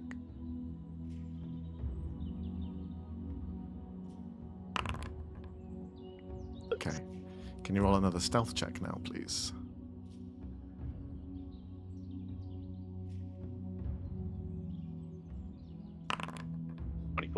Okay. You peer over.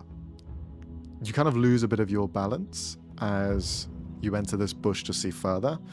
And when you can't see, you go further, and then you kind of like fall slightly, making a bit of sound. The beast begins to sniff around the air.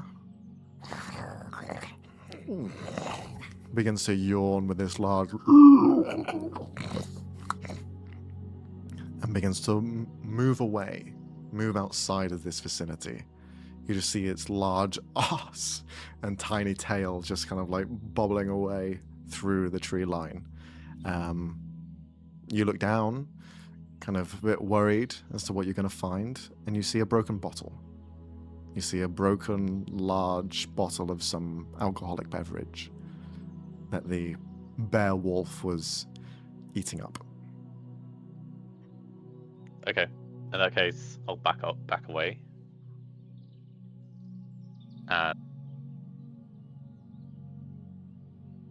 So I suppose there's no way I can get any kind of direction off of that. I'll keep going. I'll try and go around it to go deeper. Okay.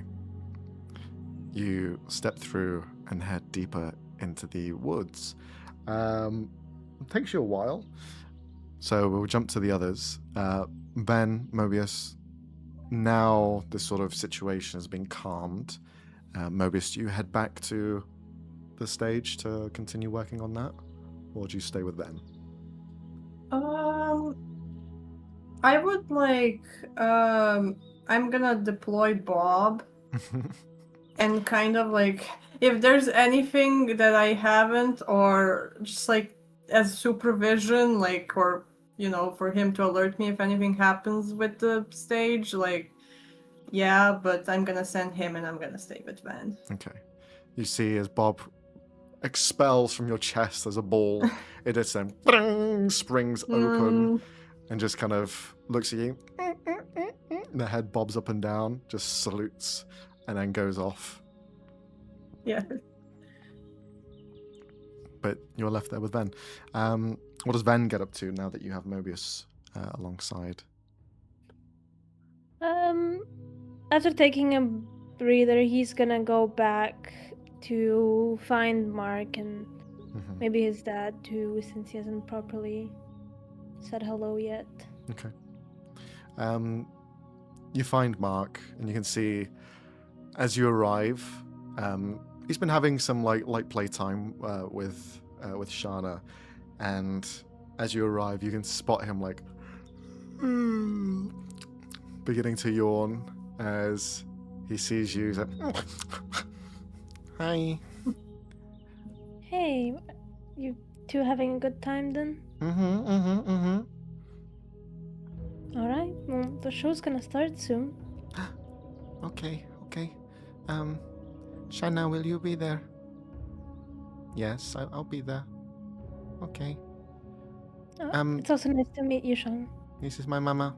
This is Ven. Shana, Ven, Shana. Ben puts his hand out gently to shake her hand. You see Shana just kind of like grabs your hand and just squeezes it to her chest. Hello. Like hugging it. Hello. Just pats her head a little bit. I really like No. Mark. He is Oh, very nice. well, he said the same thing about you. Mama. It's just like red, beetroot red. Can we go now? Yes, we can go.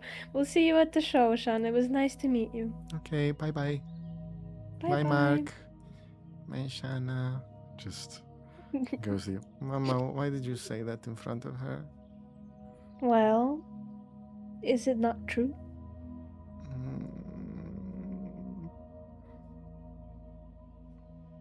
Mm-hmm. Well, But it next time you can tell. makes me all warm. I feel too hot. Just puts his head in the snow. Much better. Oh, adorable. And just picks him up eventually, and he's trying to just, just pats his head a little bit. I'm so trying to, excited for the party. I can tell. It's going to be so much fun. I'm going to be awake for all of it. Just patting his head lightly. He knows he's gonna fall asleep. He's already preparing like a sling of some kind. Yeah. So his arms don't get too tired carrying him, but yeah, he's trying to keep a smile on for Mark and just look for Walter if he's around. Walter is kind of conducting this entire mission, and it's pretty much finished. With the kind of state-of-the-art heating system that's been implemented to the exterior space, finishing up as he's just saying, "Dig faster, come on! We have only a couple of hours left. Please, please, man." As he's just kind of getting all of this done. And you... Veneno! And he just goes over to you and gives you a hug. The stout dwarf figure, fucking half your height, just like reaches up and grabs you. Hugs him back tightly and just holds him for a How long have you moment been here longer. for? I've been so distracted with all of this. This is a performance. Will you be performing tonight? No. It's band Finilla's managing, actually. You should though. Oh no, I don't want to take away from their first gig or anything. Well, but it would be so nice to hear your voice. I've not heard you sing for a long time. And I think it will be nice for everyone to hear it. But only if you want to, then. You know I will never pressure you into anything you don't want to do. But as well, being your father, I want you to push yourself. Just looks at him and smiles a bit. I'll think about it. Okay. Maybe I just perform for the family and... Okay. I don't know. And you just put a hand on your cheek. It is okay, you know. I just think He's gonna look over to Mark. Is he asleep or is he still awake? Okay. I think some people are still unsure about me, and I don't want to push it.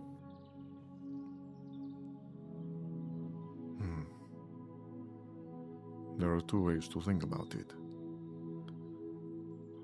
We can sit by and hope that life takes its course and what is real is realized by these people. Or we can grab the bull by the horns and show them that it's not real. Some people are harder to convince than others. I won't lie to you, I've had certain talks with people, quite a lot, in fact, to change their minds. You didn't have to. Of course I do. Of course. You're my baby. I will look after you. No matter how old or how strong you are, I will always stand beside you. Always fighting your corner, Ven. And I will not let that bastard man... He kind of like looks over to see if Mark's asleep. That you know who take anything else away from you. This is your life, Ven. It is not his.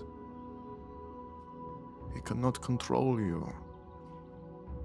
Your life is your own. And if you wish to perform for everyone, then you can. And if you don't have to. It is your choice. Thank you, Papa. And he's gonna give him a very tight hug and just hold him. You know I love you, Ven. And so many people do too. I love you too. Tears of joy, my favorite. Only a little bit. And he kisses his forehead a bit. Mhm. I'll ask Finale. Still, I would like to perform for everyone, but I, again, don't want to take away from the band. Well, as far as I can see, the band is light. Light? There's been some drama. The Oh no. star of the show, Sandy, nowhere to be seen. Finel has gone to try and find them. Of course. Nothing is ever easy. No, we seem to be a magnet for trouble, unfortunately. But, once we are back for dinner, I can tell you about the, we were at a place fully made out of sandstone, on the north, in the desert. Very interesting architecture there. Sandstone, and you see he starts delving into like the specifics. Beautiful, beautiful element of nature. But it is the erosion, it is very good as a base layer and, well, perfect for the arid climates, but anywhere else it can break away quite easily. Very brittle, very brittle. Ben just listens to him talk, just enjoying his little dumps of information, just hearing his voice. He will be keeping an eye on the band. You see the two of them are kind of, one's nervous, the other one isn't. They're just kind of like practicing things to the side. And you can see there is like some awkwardness. There is a piece that's missing to the trio. He'll walk with them eventually, if Anel isn't back anytime soon. Listen, if you still feel like you want to hold this gig, I can hop in as a last-minute addition in case Sandy can't make it. If that's okay with you, obviously I won't. Just a suggestion. The tall elven figure will just nod along. Well, we do need someone to replace him. We aren't good as a duo, so we have to make sure that the performance still goes off. Otherwise, our first show going off with many a hitch is not ideal. And pretty sure the people would be disappointed if there wasn't a show after all that build-up. Well, we have drummed up a lot of business. All 10 people of this town are coming tonight. This is my hometown. I know it is. I'm only joking. It's a very small town.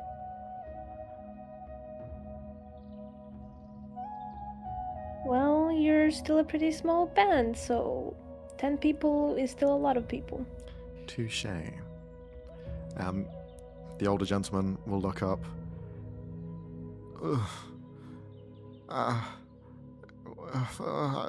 There's quite a lot of people coming. What do you mean there's a lot of people coming? Well, I overheard that a lot of people are going to be coming to this show. I think everyone is coming here. I think the mayor did a lot to drum up business, and to be honest, I was pretty good as well. I was pretty good with my entrance, and a lot of people were impressed, so I think we're going to be getting... I don't know, how many people are here? 1,000? Like, how many fucking people are in this village? A couple hundred.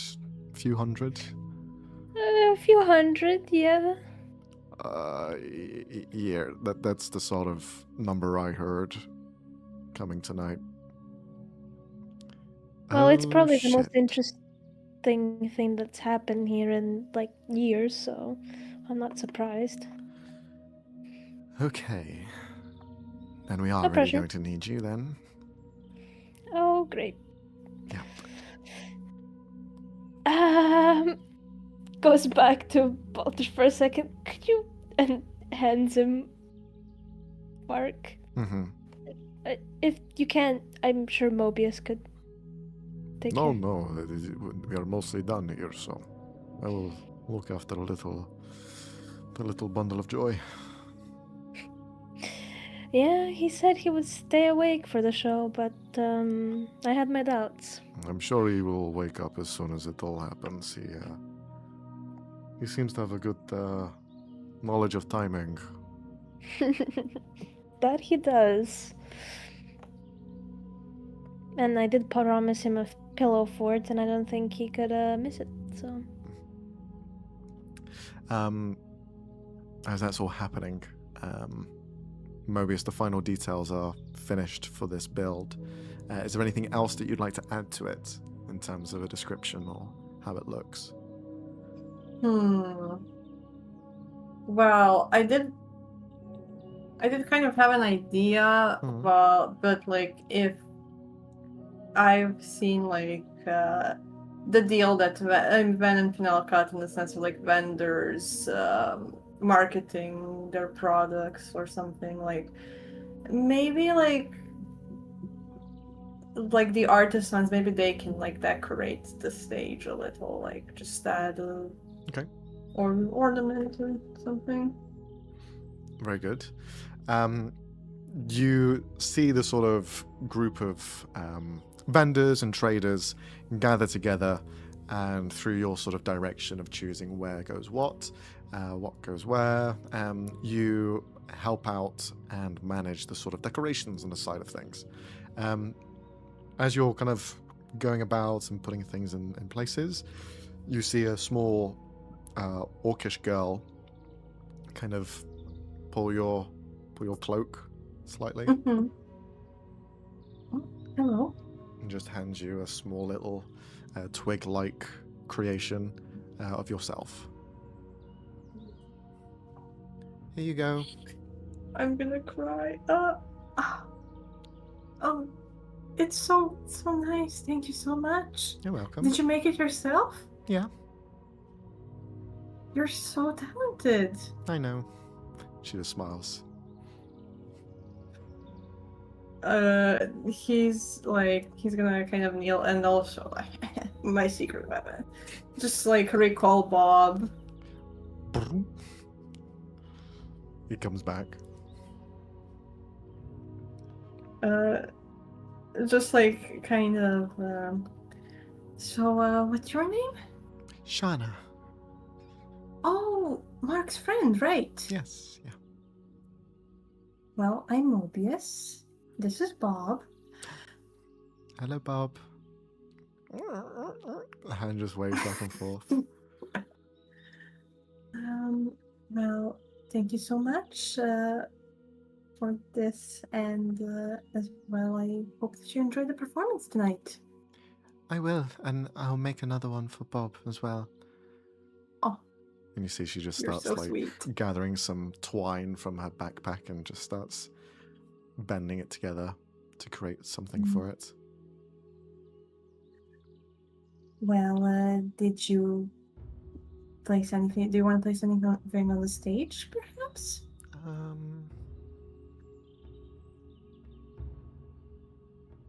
She kind of goes around in her bag, pulls out different things, eventually finds one that she did of herself and one of similar likeness to Mark.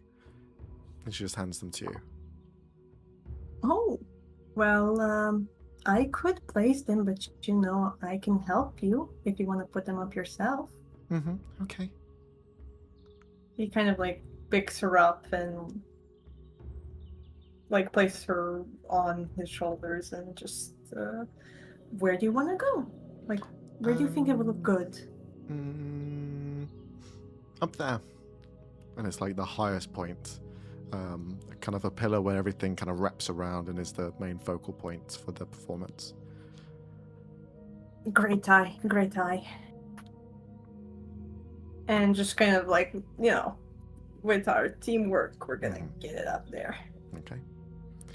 You kind of adjust, tie the two together, and it's almost like a daisy chain, where you have kind of wrapped on the pole, one side you've got Mark holding out with his almost starfished, and you have on the other side Shana as well doing the same.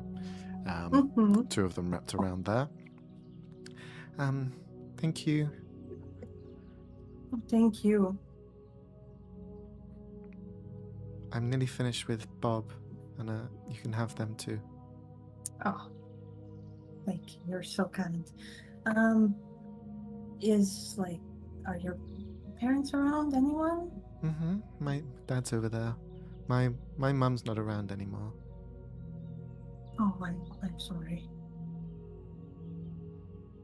Well, she is sometimes. Sometimes she's here and sometimes she isn't. Well, you're a really smart girl, so I'm sure your dad takes great care of you. He does. Do you, can I ask you a question? Of course, anything. Are you scared of dying?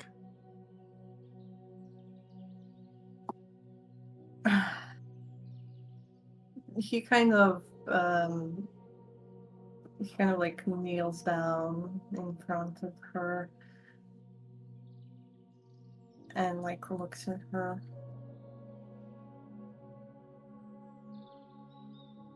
I was once, but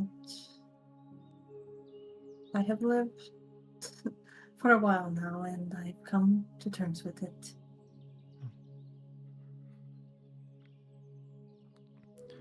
Mama says it's different.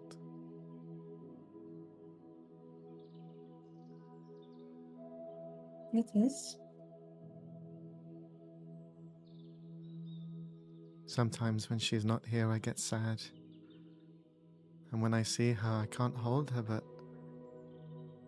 I know that there's just this feeling of warm.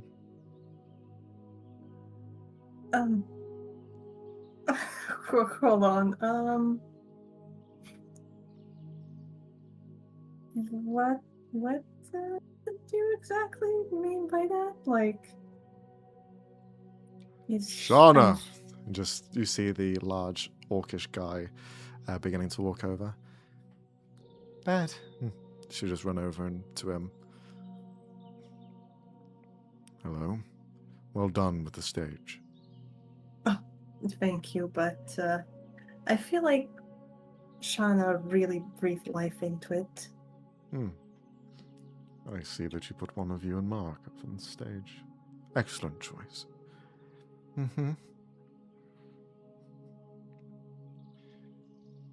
Well, thank you for looking after her and letting her have some fun. Of course. And I hope you enjoy tonight as well, despite the inconvenience of it all. Well, let us hope that the spirits see kindly to this performance tonight. The spirits?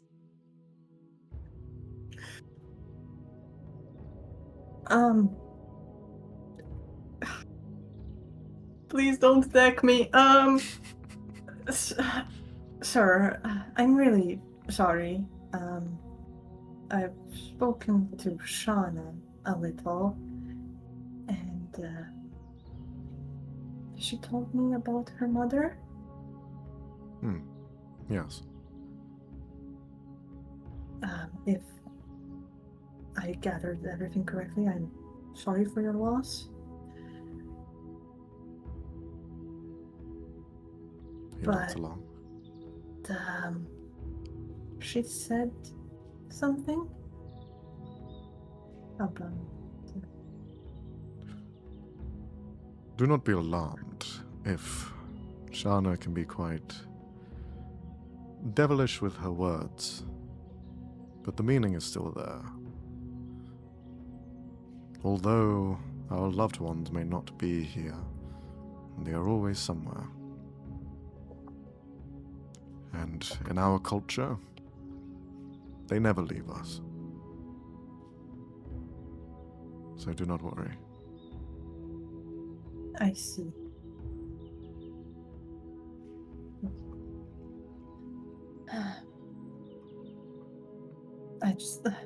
I just, from the way she was speaking, it sounded like she could see her, and. But Well, if it's. it's not far from the truth.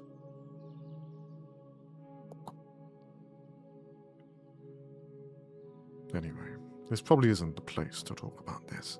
Of course, my apologies, really. Well, perhaps we can discuss this later. After this charade. Well, if you are open to it, yeah, Of it's course. always. It's not often either that we get to see someone of your heart either. It's a rarity. I have been getting that a lot, actually. Well, we make it our business to convoke the spirits, to speak with them, and your spirit is very strong. I will take that as a compliment. Well, you should.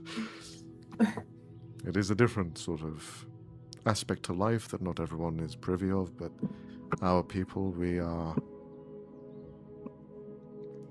fascinated, and as well, we see it in great light. Anyway, thank you for coming to this small town. Of course. Thank you for being welcoming to a stranger. Of course. They both head off, leaving you to it. You'll see Balta, Ben's father, walk up to you, just put a hand on your shoulder. Take a step back. Look around. Look at the greatness that we were able to achieve.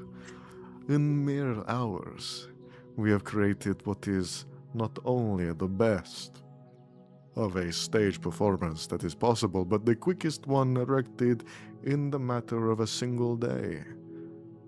With a heated insulation pumping through to keep the environment nice and warm for everyone, as well as the acoustics to match. Yeah, like Mobius is like taking it all in, like arms crossed over his chest, very proud, and just looks down at Bolter. 2 heads are better than one. They are. I can see how you've made a nightclub out of sand with this sort of brain.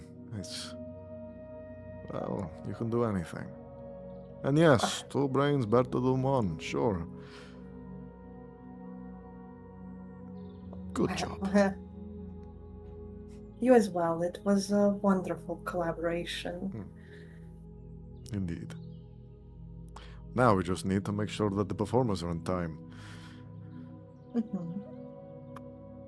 At this point, people are beginning to, because they don't have anything else to do in the day, are gathering around the fire pits.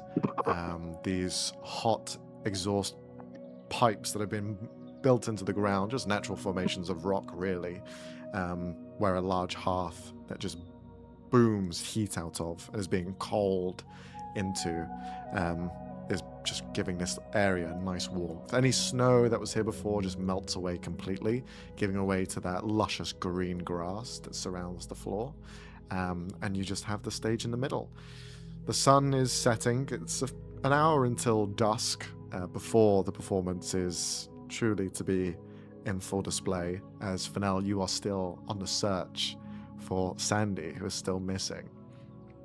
It is getting darker, and you have entered the woods to do your best in finding where they could be. At the moment, not much. Your tracking skills have let you down on this instance, unfortunately. But is there anything you want to try and do? Yeah, I'm going to cast Fly Okay. You fly. so that I can speed this up. Okay, sure thing. Now with this new point of view, if you could roll a perception investigation check as you stare down the tree line to find 10. 10. With a 10, you fly through the forests, trying to find some element of where Sandy could be. And rather than finding Sandy, you find something else. You find 3 very tribal looking, with kind of heavy coats, heavy pelts over them, large orc creatures. The 3 of them are just sat around in a circle, just giving out some sort of hymn in a low guttural sort of voice. Seems nonchalant, but they don't seem to be from the town. These are people in the forest. And you just see them there, eyes closed, letting out this low register speak in unison. But you've not seen Sandy.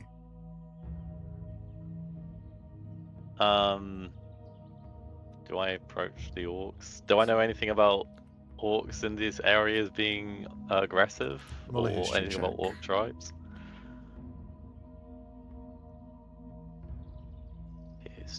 History. Here it is. 7.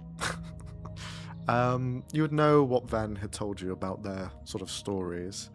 There is an orc tribe that's located in the north, just above where Lawston is, within these woods.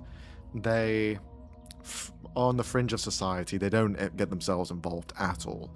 They keep to themselves. They pray to the land itself. And a lot of their sort of dealings have been in sort of the natural elements. Also, a bit of blood magic as well. And as you see them down there as well, it's kind of like the chanting, the sort of guttural speak is a little bit, ooh, you don't want to get too close because you don't know what's going on. But again, there's no other leads that you've ran into, so it's up to you if you want to try and break conversation. But it's not like they are outside of communication. It is possible to still converse with them. In that case, Fennel will try and approach them from the ground rather than from flying. Okay. And kind of make it so they can see him from a ways off, and he'll wave, trying to get their attention. You are maybe about 30 feet away as you kind of wave over in a direction, clearly in line of sight of one of them, but don't react. Continue with the sort of chant that they have going.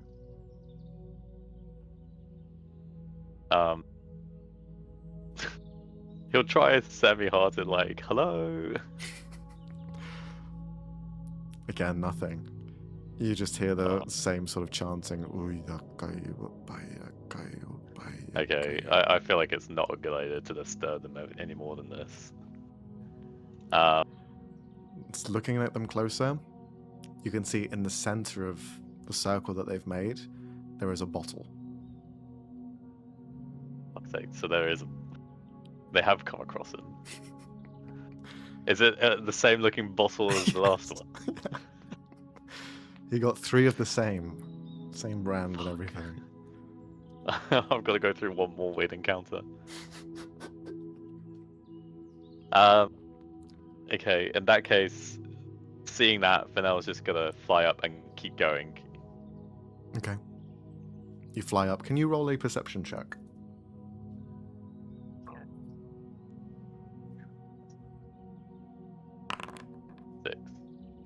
No. Dude, it's not your day at all. It's really Jesus. not. You fly Oh, up man. and you look around. The chanting is almost drawing you in, mainly because it's stopped. You look back down to where they were, and they haven't moved, but the bottle isn't there anymore. And then they stand up, and then they just begin to walk off. Okay. Fennell will go head back toward them and give another hey. See if they look up this time. One of them looks up. Hey. I'm looking for someone. You wouldn't have seen a strangely dressed man by any chance. All 3 of them look at each other. They nod in simultaneous sort of cadence. Do you know where he is? Where he might have gone? He was lost. Yeah, This is not the place to be lost. that's why I'm looking for him. We sent him back towards the town. Back towards the town. Right. Okay. Great. This direction, right? And he points off, hopefully towards the town. Ah, yes. Great. How long ago was this? They look at each other. We do not know. We were communing with the spirits. Well, happy communing. Thank you very much. And he'll head off back towards the town. Happy communing.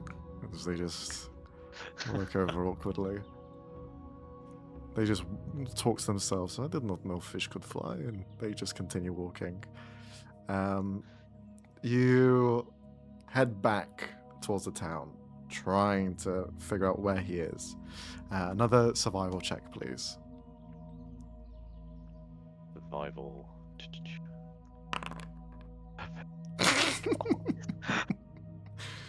There is.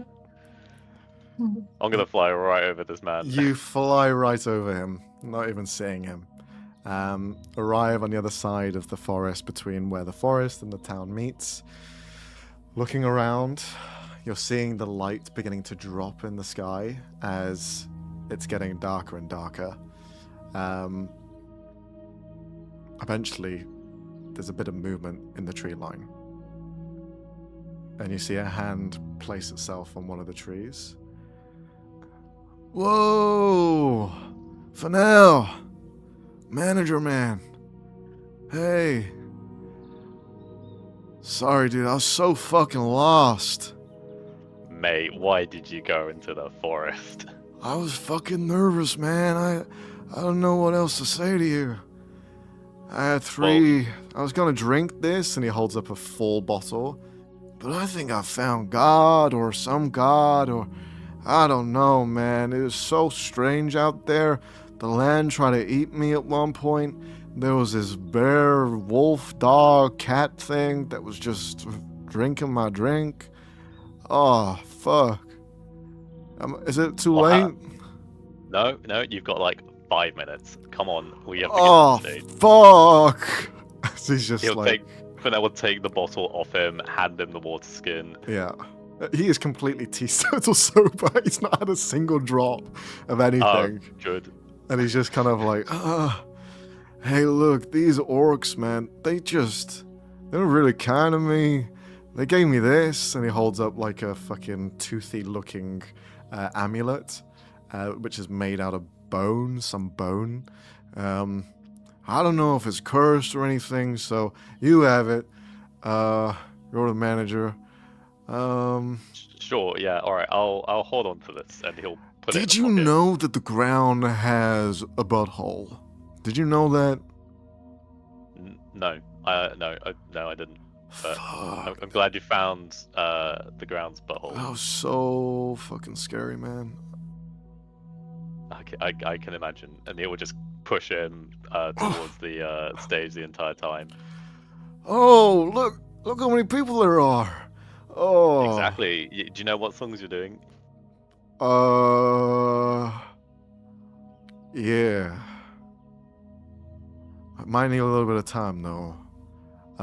Well, I'll see if I can buy you some time, but get ready as quickly as you can. There's your band. Go talk to them. Hey guys! He just walks over. Everyone else is like, oh, fucking hell. He's alive. Shit. Hey Oh. guys. Oh, did you replace me already? No. It was just in case you couldn't make it, so we don't disappoint the ground. But now that you're here, that's great. Oh, great. Well, could you still not disappoint them? I got this idea. I was walking through the woods and I had this little epiphany, man. And I think we got this, but I need like 10 minutes. Are you okay to pad for some time? 10 minutes. I can do that. Maybe Okay. half an hour. I don't know. Half an hour. You just give me the thumbs up when you're ready to go, and I'll make sure that we can work it out. Oh, okay.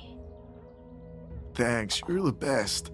Guys, I really fucked up. As he like drags them to the corner, as he's just like, You know. Right. Then you don't have to get up there. I can make an announcement. I can talk about how everyone's contributed to this and try and delay it for a little bit, and just give a long introduction and then buy some time that way. No, it's okay. I'd like to. Just a Really? short song. Are you sure? Why not? And Dad wanted to hear me sing, so. Oh, that's nice. Does Fennel notice anything about Ven at this point? Probably. He does look more tired, like significantly more than they last talked. Okay. Yeah. So Fennel will focus on Ven and just go. Wait, are you okay? Are you sure you're okay? You look a bit out of it. I just had one of those visions like before. Really? Oh, then are you sure it's a good idea for you to go upstairs on stage? Like, you don't have to. And it might be a good distraction from thinking about it. Okay. Well, if you're happy with going up there and you think you're ready, then sure, of course. You don't have to stay up there any longer than you feel you need to. Ignore him. Ignore Sandy. You don't need to be up there for half an hour. I don't think I have it in me to sing for half an hour, but yeah, I'll do a little song and then maybe you can do a little stand-up comedy sketch or how long we might need to pad for time. Well, we'll see. We'll see what happens when we get to that point. Thank you, Fennel. Well, thank you. I'm not doing a lot. Well, you're doing more than it looks. Gives him a quick peck on the lips. Well, wish me luck. Yeah. Good luck. Break a fin, as they say in show business. Do they now? Alright. Yep. Thank you. And Max is so done. that's another one to now fucking remember. Fuck. You have the fish puns / idioms, and I have the books about plants and its authors. Yep. But Ven will kind of get ready, try to fashion some sort of nicer outfit. As you are kind of mentally preparing yourself, Melody will appear in front of you to help sort of adjust your clothing. Kind of places their hand through your hair to give it that more sort of voluminous look. Just sing with your heart. Let everything out there. Your music is you inside and out. I will. No, don't want to make it too depressing, but No. But the emotion's there. Don't hold back. Just let it all out. Okay? okay. As Be she's there kind with of... me. I'll be there. I'm always there with you. Thank you. As she's like holding on to you, giving you a hug, you feel this tug around your leg as Mark is there. Mama, you going to be performing? Oh, yeah? Turns out. Were you hoping I would? Uh-huh. Of course. Were you pretending to be asleep? No. Hmm, No, I Right. wasn't. I was really tired. Oh, I know, buddy. I was just kidding. You're Well, going to do the bestest job. oh, well, now I have to. Yes. He just rubs his hands. Mama I singing. gotta I win. I gotta perform the bestest for my little sunflower. And he just pats his head. Mm. Now, go find somewhere to sit. Okay. Go break a fin. And just like walks off. Oh boy. He's already catching on to your sayings. My sayings, they're the business's sayings. Right. Business sayings. This is going to be the new fucking enterprise that Final's going to make. Break a fin incorporate. Break a fin in corporate. Break a fin record label. Oh my god, it's an Oh. LP from Break a Fin. Oh my god. Collector's item. Lord. Yeah, Vin just kind of does like a couple of warm-ups and then eventually... Well, does Fidel want to introduce the show first, or...? Yeah, it's probably a good idea. Finel will get up there first and address everyone. You see, there is a large gathering. You guys rolled really well at getting the people here. There's even a nat 20 in there somewhere. So you see the entire town's here. It's like 300 people. Both guards and just locals, people who come for trade. The entire family of Ven, you can see, is there present as well. It's quite a juxtaposition seeing them in this sort of warm environment as everyone's a bit more less sort of heavy clothing and heavy pads. It's more relaxed, more joyful sort of experience. Everyone's got a smile on their face just because of the heat alone. And knowing that there's going to be performance as well, everyone's in good mood. So you have a good crowd to like cater towards. But you step forward for now. Right. He'll stand in front of everyone, kind of wait for the moment to die down a little bit and just say, welcome everyone. Thank you very, very much for coming out. It's a pleasure to see so many faces. I'm sure you're all very excited for this performance. As you well know, this morning there was no performance, and now here we are.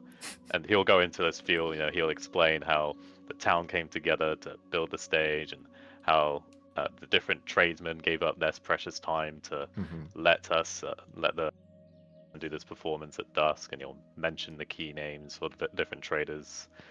And but first, before we start with the band, I've got a surprise for you. We've got a special guest that's gonna kick us off. It's someone from here. It's the one, it's the only Veneno, and he'll do a flourish with his hands, walk off stage, and let Ven take the stage. Okay. You hear like the crowd beginning to clap. There is a mixture of sort of emotions, but most of the people are kind of like clapping along, some kind of screams, some shouting, ho, ho, ho, as there's like a mixture within. But yeah, you feel the sort of butterflies in your stomach now, Ven, as you're stepping up on stage, seeing both friendly faces and people from the town that you grew up with or grew up alongside, all here to celebrate with you. And I fucking knew someone would say the fucking Freddy Fazbear shit. I know it. But you all gather together on stage and you can see them. You can see them there. Your eyes focus down towards your family in particular, and you just see the sort of elation on their faces, the brimming light in their eyes as they are all gleefully excited for you and are waiting to hear how you sing.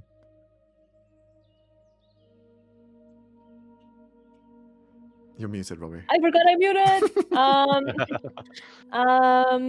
He's a little flustered with the entire introduction, but he takes a deep breath and is going to perform the same song that he wrote about his family before, just maybe with like a more positive outlook on it now, a bit more as if the hurt has passed now, and try to bring up the mood a bit. Maybe the beat gets a bit faster later on, but just try to enjoy it himself as well.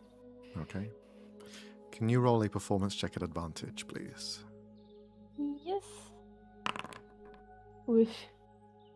16. Okay. 16. You start off the performance with a bit of a nerves behind you, knowing the sort of the eyes, the people here. There's points through the performance where you try to bring in those joyous moments, but from your experience early today, that sort of weight that you feel of Frederick is just still there. And at points as you're singing, you can almost see him in the crowd at different points, but he's not there. It's just a mirage of a ghost just left there smiling at you. But you try and sing past it. You try and sing through it. The whole point of this performance is to not remember those bad moments of the past, but to forget them, to push past, to remember the joyous parts of what was, what is, and what will come. I'd like you to roll another performance check at advantage, please. Okay. 27. Yay! Okay. As you continue to sing, your voice carries through, and those images that you see of Frederick around you, almost the ones that are kind of puppeteering in the minds of those people around you. The curse that Frederick had placed upon them may be gone, but the sort of winding machinations of what he did still lays within them like an echo of the past. You can almost see that kind of playfulness that he had, that macabre touch that he left upon everyone. And your singing almost breathes a fresh air and removes that tainted feeling that everyone has. You can almost see the elation in their eyes as that memory that was twisted is almost broken and unwound to what it was and how it should have been. The faint feeling, that ghostly image of Frederick trying to hold on to the town here, but your song pushes past. You sing and break that motion that was here. The stirring of a pot now left to simmer as it should. I'd like you to roll another performance check at advantage once more, please. 25. Okay. As you continue to sing, I'd like the rest of you to roll a perception check. Am I gonna bring everyone into the fucking Finally, something over 10. Finally, yeah, Jesus, dude. Oh, Hooray. 23, okay. For Fennell, you are almost not ensorcelled, but entranced in this song. You can feel the feelings behind it as Ven is singing, and it is what everyone else can feel as well. Forgetting the hurt, the pain, and focusing on the joy and love. And as that song transpires and takes a hold on everyone, you can look around and you can see even those naysayers, even those people who had been given Ven these almost nasty looks without really knowing they were doing it, fade away completely. This hold that Frederick had on this town, you can see it firsthand just vanish in front of your eyes. That hate, that anger, whatever negative feelings they had, is swapped for that sort of joyous moment. And it is almost like you're looking through their own eyes, and you're seeing their experiences with Ven, how they had helped them, how you can see a marketplace who was struggling to kind of find work or employment, where Ven has stepped in to take over for a few hours, just doing their duty in the town, helping out where they could. And all of these sorts of memories are coming to the people, and there's that sense of pride and accomplishment that you can feel just from seeing this happen. For Mobius, you feel the same, but you're almost transfixed more specifically, like a tunnel vision on Ven. You're seeing the voice carry, and on their perspective, if you were to look through a lens, the sort of sides of them is almost warbling, as though reality is like bending in a heat wave around them. The light bounces and creates this mirage that forms between them and the song and everyone else. You can see sparkles through it, as though looking through a mirror or a window into somewhere else. You can see dark and twisted spaces. You can see golden glimmering sort of bright and colourful interiors. And you can also find that twisted love that is here.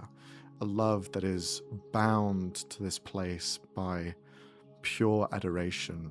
And you can just feel that through you and hit you in your own core. The song even has your own matrix almost bobbing within, as though it is affected by this sort of echo of a voice. It hits you in your core, and as Ven is reliving memories of their past, of their love, you can feel that hit your core, and you're seeing memories long before your own. The sort of love that a father has towards their children, as you can see this tainted, cracked glass view of a family playing, loving, and one that you don't recognize. But that love and adoration, you can feel that here as well, as you are brought back to a time that wasn't yours. As the song continues, Ven, how do you wish to finish it?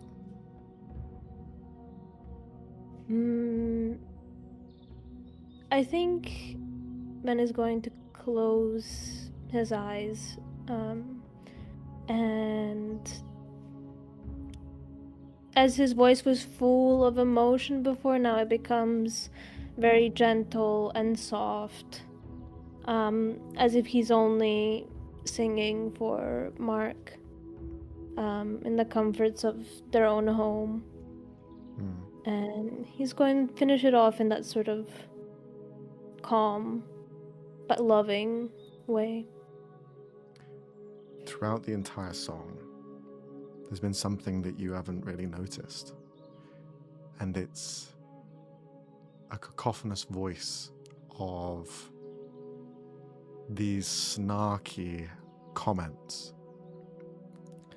Behind you, there is just a torrent of black and green clothing warped into each other and there is images of Frederick just melded into this blob behind you, reaching out, whispering all of these nasty thoughts, but you don't even notice them.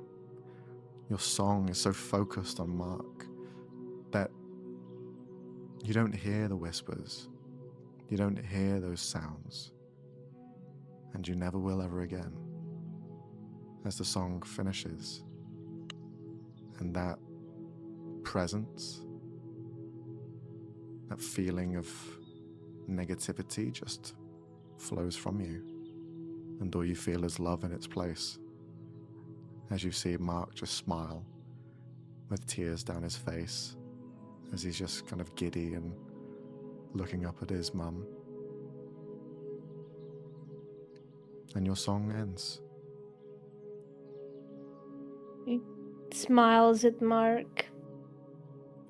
Eyes a little bit glossy, but he takes a bow and thanks everyone. You hear like the claps. Everyone, even those who were tentative at the beginning, are erupted into these kind of applause.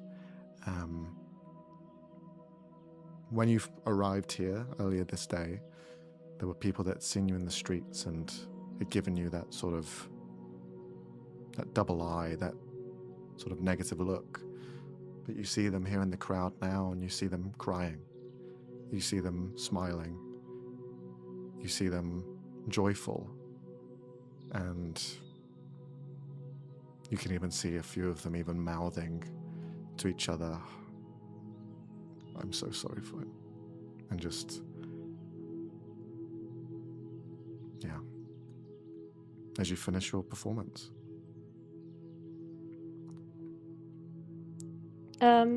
He's just gonna thank everyone. Thank you, everyone, for gathering here. It's really nice to see everyone come together.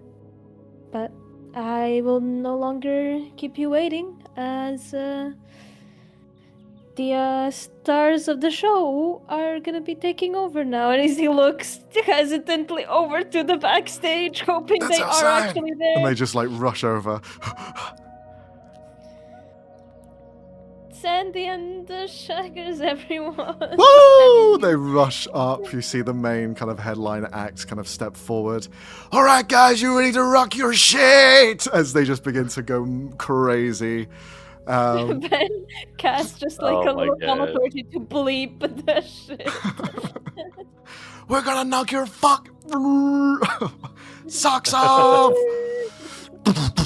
As music begins to play, you just see this like illusionary xylophone appear for the old man, and he's like just going down on it.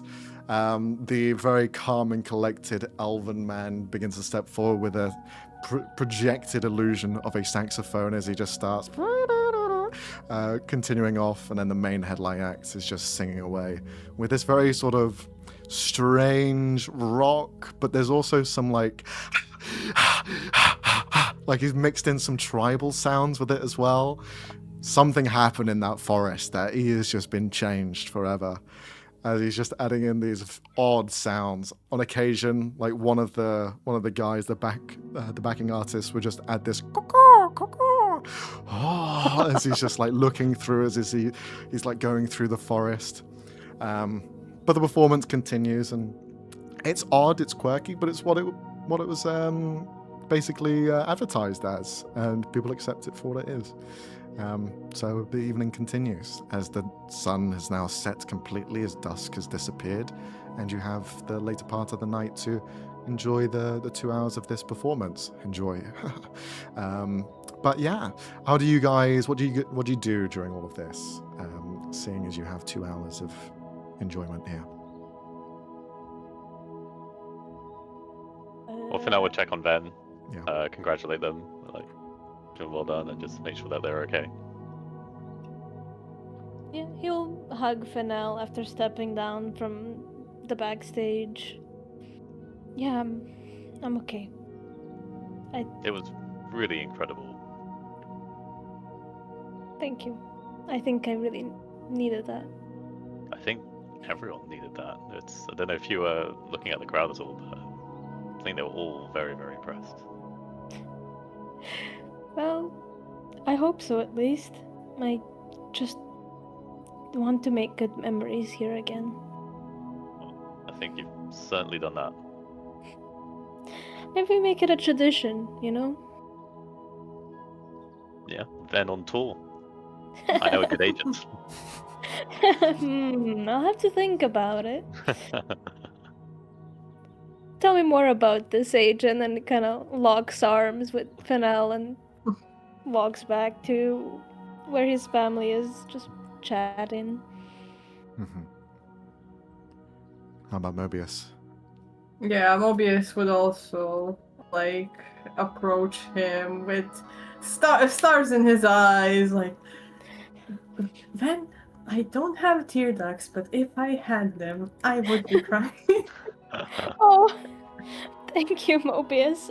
I guess you technically haven't heard me sing in a non-combat way before. I'm Yeah, glad you like it. It was like, it resonated with me. Literally. Literally? It... Like... Well, I'm glad it did. I'm hoping that's a good thing. It is, don't worry. Well, I'm glad that everyone did enjoy. Well, I'm hoping everyone did enjoy. I'm not like I'm gonna go ask around every single person, but I think everyone's in a better mood now. Or at least more willing to start on annual leave. Yeah, I think you really nailed it for that. If anything, these guys are going to bring the mood down. As I walk through the woods.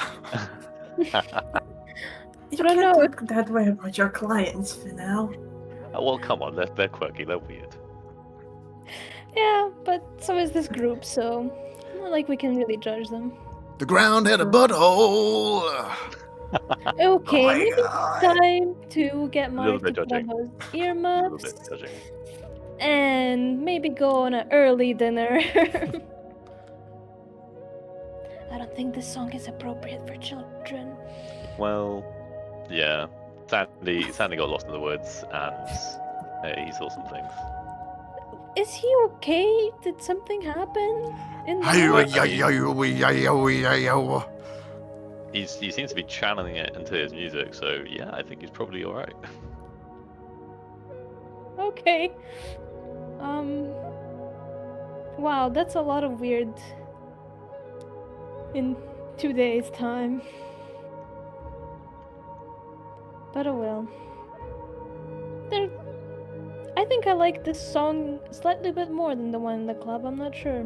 I feel like there's a little more emotion behind it. A little more intention. Not sure which emotion it is, but Something there. yeah. They'll work on it, I'm sure. They'll iron it out. You should see some of my first songs. Ugh. Van, as you look over towards your family, as they are just kind of standing by, looking at you with your friends, you can see both your mum and your dad are kind of like tears in their eyes, just holding on to each other, just smiling away. Meanwhile, Mark is just... Oh, my baby! Run Wiping over away. immediately! Stop talking whatever he was saying. Run over immediately. Oh, it was so happy. Did you are you okay, baby? Mm-hmm. Grabs the end of your top, blows Okay. into it. He pulls out a tissue and gives it to him. Mm-mm. Okay. Don't need it. Alright. Well, this swimsuit technically isn't mine, so... No, mama. I Wipe love you. away. And just like holds onto her head. Oh, I love you too, Sunflower. Just continues to give you kisses. You head off for an early sort of dinner, leaving the band to do their thing with the rest of the people here. You head back to the bakery, and you can see the sort of placements have already been pre-made. The dinner table is ready. The food has been slowly settled in the background, just on tick over basically. And you arrive and you see your mum, Veneno, just looks around.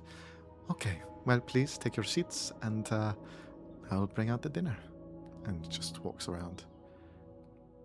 You'll go help her bring out everything. Okay. You help out, grab some stuff, begin to lacing out the table. Your uncle still hasn't arrived, Van. I was gonna ask. Yeah, he's not arrived yet. Not sure where he is. He wasn't there at the show, or at least you didn't see him there. But yeah, it's just a group of you at the moment at the dinner table. Surely he's in the mosh pit. Oh Lord, not at his old age.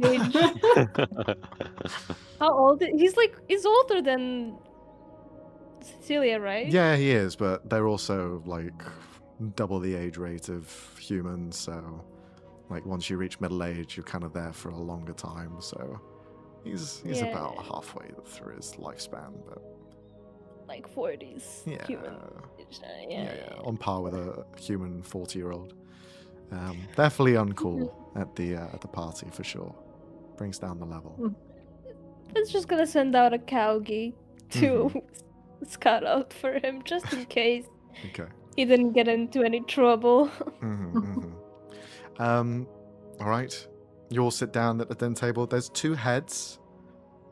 Who's going to sit where? Is someone going to be taking the head? Ven will, I guess. Okay. I'm assuming the other one is gonna be Ven's mom. Yeah, for sure. Cecilia sits. The 2 of you sit down in simultaneous sort of motion. This is right. As you kind of place the food there, relax. Cecilia will look around. Well, thank you all very much for joining for this meal. It is always very nice to have a family so close, but as well for the family to continue growing with all of you. It would be nice if some family members were here, but... Don't worry, I sent a scout for him. Good. He's probably gotten himself in some trouble, as usual. But no matter. Thank you all for coming to my little home and opening your arms to my family, my very little family. And I hope to see it grow longer and larger. So thank you for all of you coming here. Now, we shall eat. As she just like gestures for everyone to grab some food. There's a mixture of everything here. They brought out the starter, main, and dessert, so if someone isn't so picky on what order they eat them in, you can go in whatever order you like. There's fish, there's meat, there's veg, there's everything here. It's a full display, proper family-style dinner. And for Mobius, you can see that there are sort of... They didn't know what to prepare for you, but you can see that the coals that were used in the fire pits, you see they've been taken in this sort of like heavy metal basket, and Bolter just looks over. I did not know if you ate the food, but I thought that perhaps some sort of sensation of warmth could still come to you. So there are these heated stones if you wish to hold on to them or keep them close. Oh, thank you. You are too kind. He kind of like takes the basket. You really didn't have to. I get full just watching everyone have a good time. Just puts a hand on your shoulder. You're going to make me cry, you know that. You say so many sweet things. Please. You're very sweet to me. And I've also had a little bit to drink, so maybe the emotions might be a little bit higher after that music and song, and not the last one. The last one was vile. But this, Ben's music, You've got me on a tender point. I know exactly how you feel. And he'll just kind of sit next to you, enjoying the meal and just kind of enjoying your company. Time continues as you enjoy the family meal here. Mark is falling asleep at the dinner table, just every so often his head bobs and Friend's gonna lean over to him and just slightly whisper, I might have a second surprise after dinner. his like one eyelid open. Uh-huh. Second. Cocoa with honey? His eyes light up as if he's just been supercharged. In the pillow fort? Do I go now? You could start on it. Stealth mission. You can also ask Mobius, he's a pretty good builder. Okay. Just like goes underneath the table, starts crawling around. Grabs onto like Fennell's shoelace. Pulls. Is it just to tie his shoelaces? Psst. Psst. Yeah. What? Secret Who is that? mission, secret mission. Follow me. Okay. Yeah. All right. Okay. Secret mission. Yeah. All right. Shh. Secret mission. You're right. I hope you can excuse me. I need to excuse myself and go to loo. Continues to crawl his way underneath. Everyone sees Mark, just his butt, as he goes through the door, just crawling on all fours. Fennell follows behind. Fennell will follow.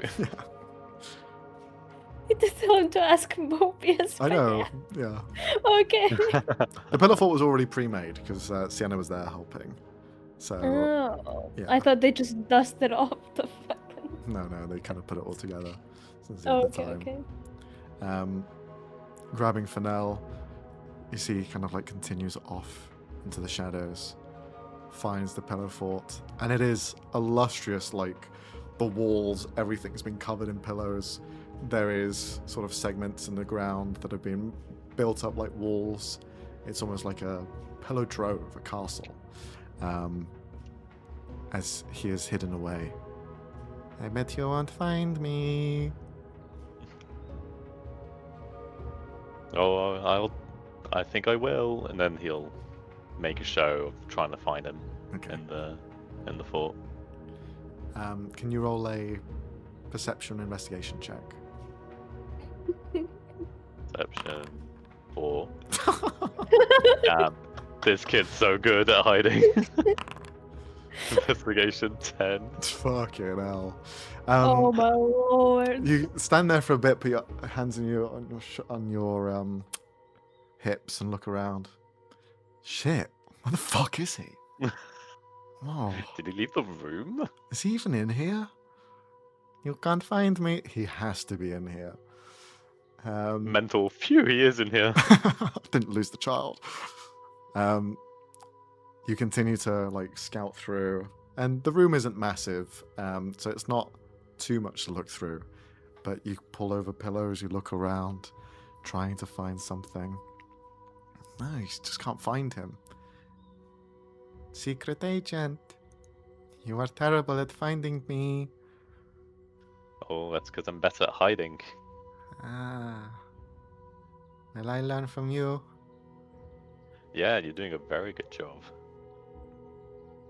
You continue to scout around using his kind of voice to pinpoint where he is. You hear him behind a pillow as he's just like, "You will never find me." As he just laughs and giggles to himself. But there he's clearly behind a pillow. He'll make a show searching around it and then very suddenly swipe the pillow away. You pull the pillow away, nothing. Just a dark shadow. Fuck. Now his voice is much more distant. You're really bad at this. I'm here. You are very good at this. Pops his head out. Hello. You want some cocoa? Oh, Yes. Love Coco. And he kind of like waddles out. Sienna joins with the kind of cocoa maid as they had gotten the recipe and kind of prepared it beforehand. Hands you one for now, hands Mark one, and she has one for herself as well. As she was like, "Am I okay to join you? I'm quite tired." Yeah, of course. Okay. And she'll just like sit down with Mark kind of like in the middle of the two of you. Coco on his lap just.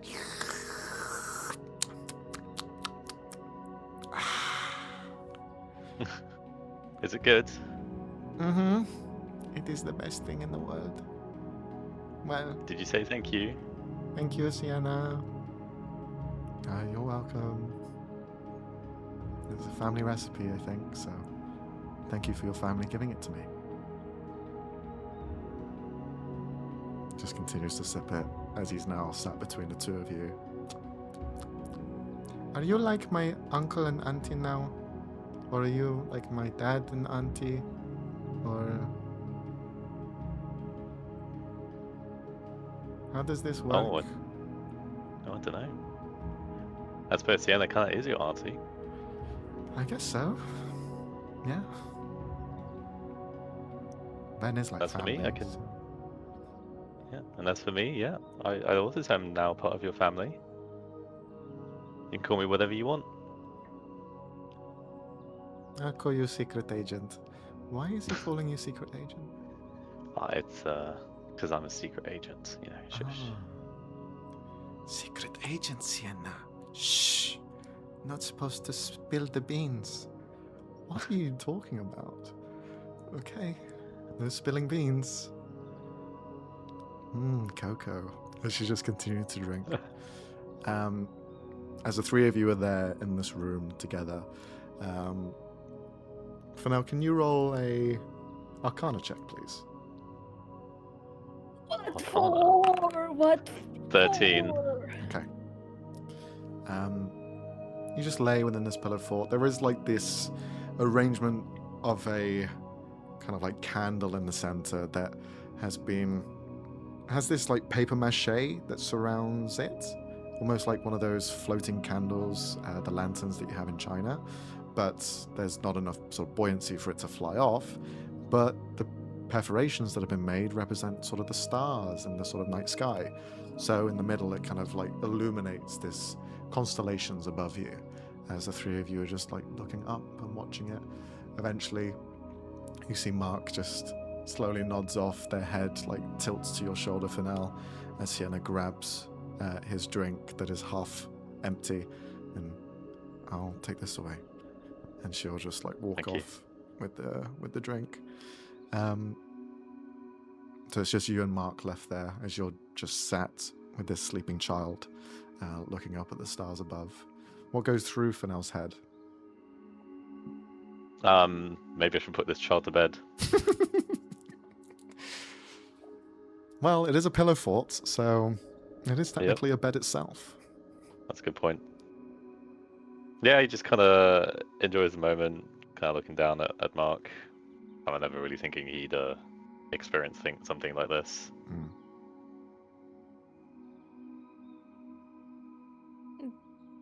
Ben might join eventually. Yeah. Seeing Sienna leave, he'll join in quietly.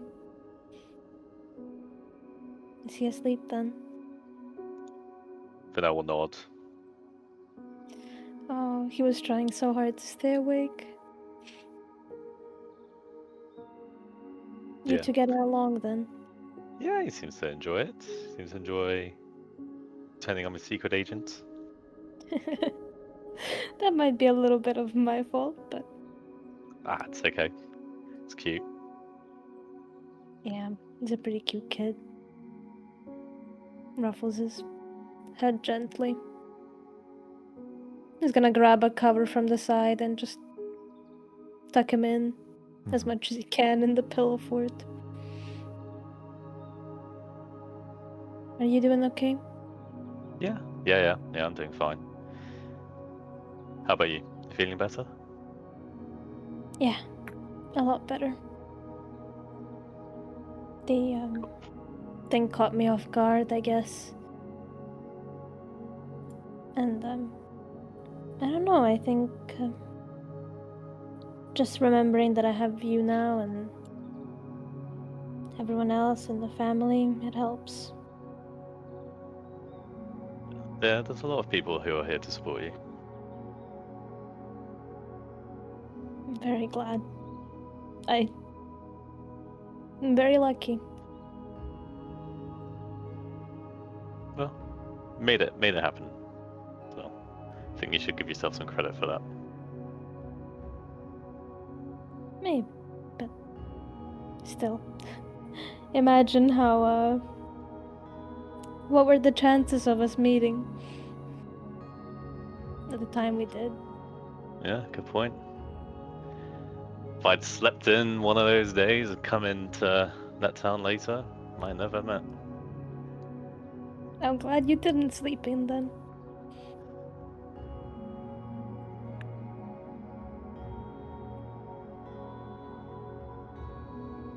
He's just gonna lay down on his side, just looking both at Fennel and Mark.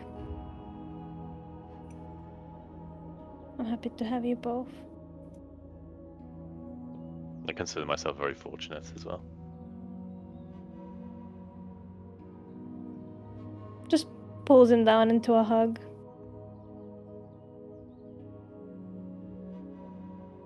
The shadow corgi waddles its way in and just flops itself at your feet and just rests itself against Mark. Oh. Pulls it a bit closer and pats its little head. He's gonna look around and try to whisper or like call over Frankie's name if he's around. You just see in the deepest reaches of the shadows here in this room, just these pair of eyes just blink. Calls him over into the cuddle pile that is now forming. The sausage just wraps around the entirety of this circle and forms the outer line of everything as Frankie the Shadow Hound just snuggles in.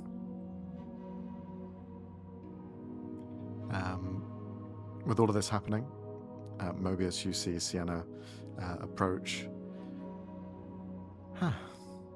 Everything okay with you? Oh yeah. It was really great. I'm sorry you couldn't hear Van's performance.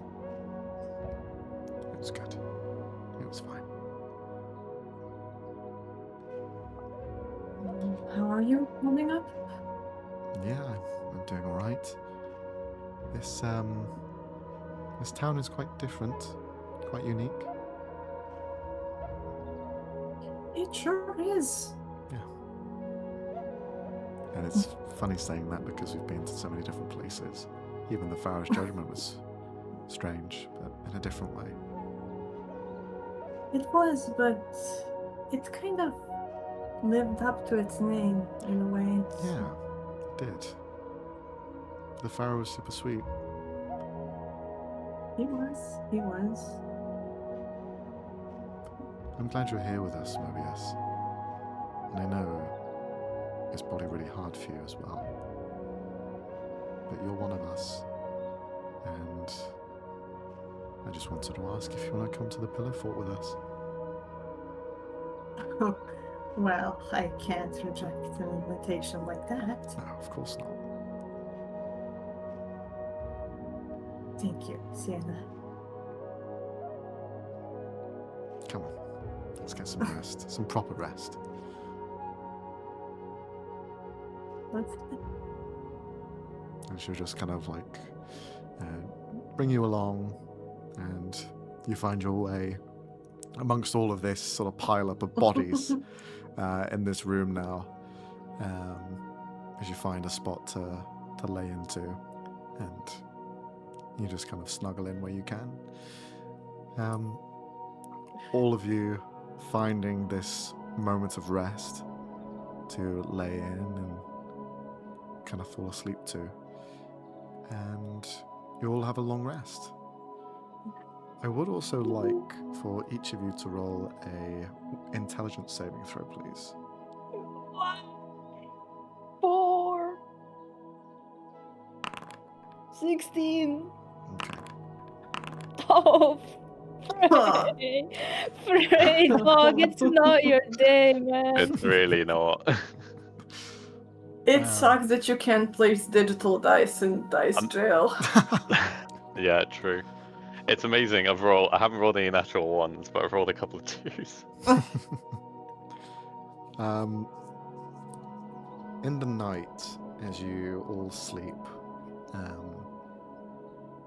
both Fennel and Ben, the two of you, sleep blissfully, just enjoying that sort of presence.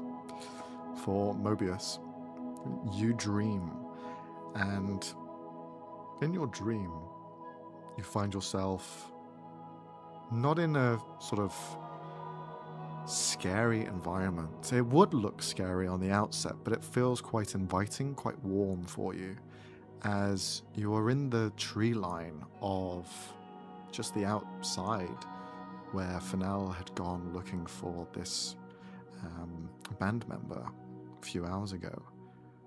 You see the same tree line forest.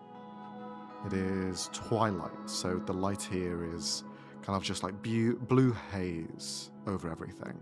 So it's not bright, it's not dark, everything is purely visible and you can see everything in its truest sort of form, although in a blue color.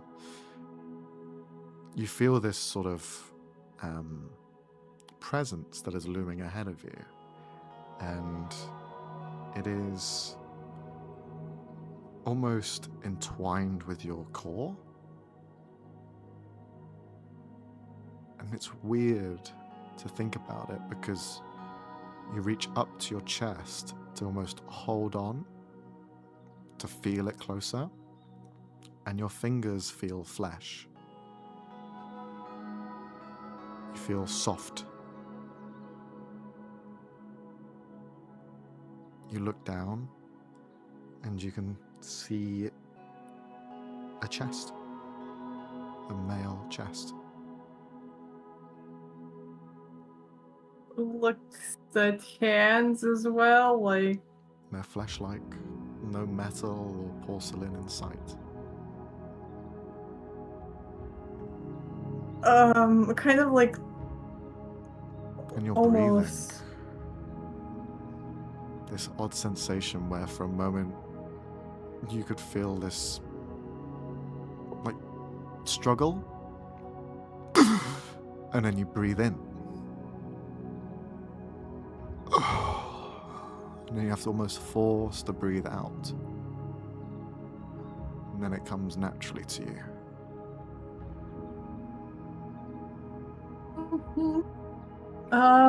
he kind of almost like looks around, looks on his person if he has any sort of like something reflective, or if he can find something where he can see himself in.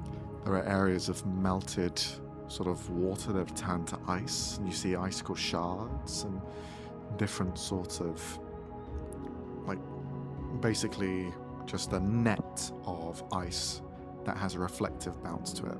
So you can use that as some sort of mirror.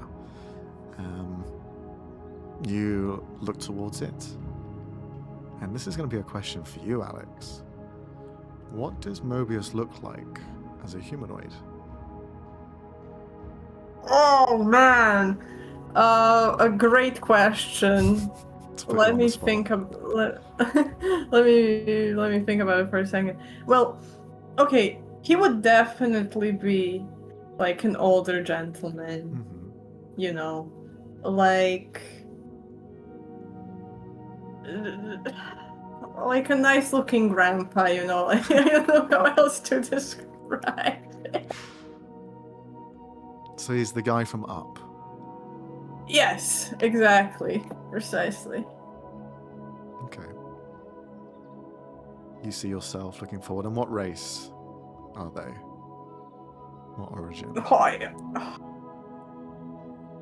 I like human, like it just came naturally to me, but yeah, like a human. Okay. You see that in the sort of bouncy reflection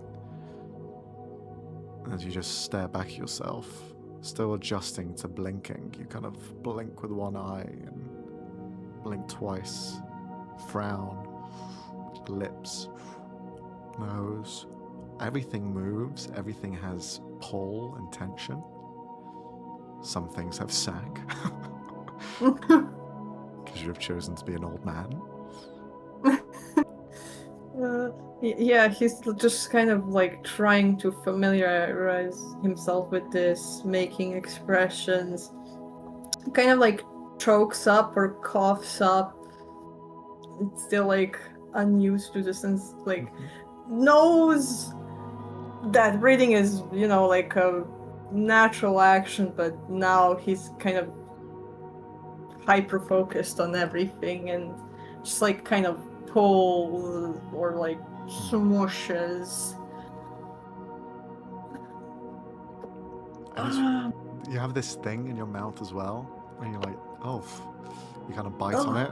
You bite on your tongue. What? You see a bit of blood kind of pour out. The metal taste in your mouth. Something familiar. Kind of looks around, like, does you feel a presence of any kind? Or?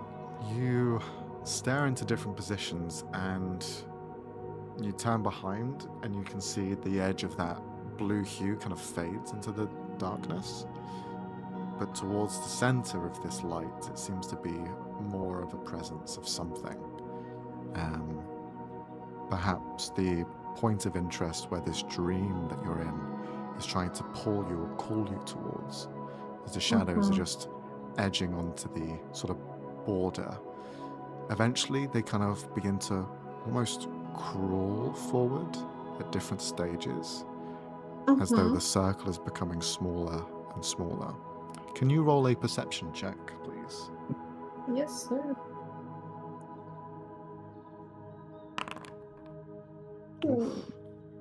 Almost a nat 20.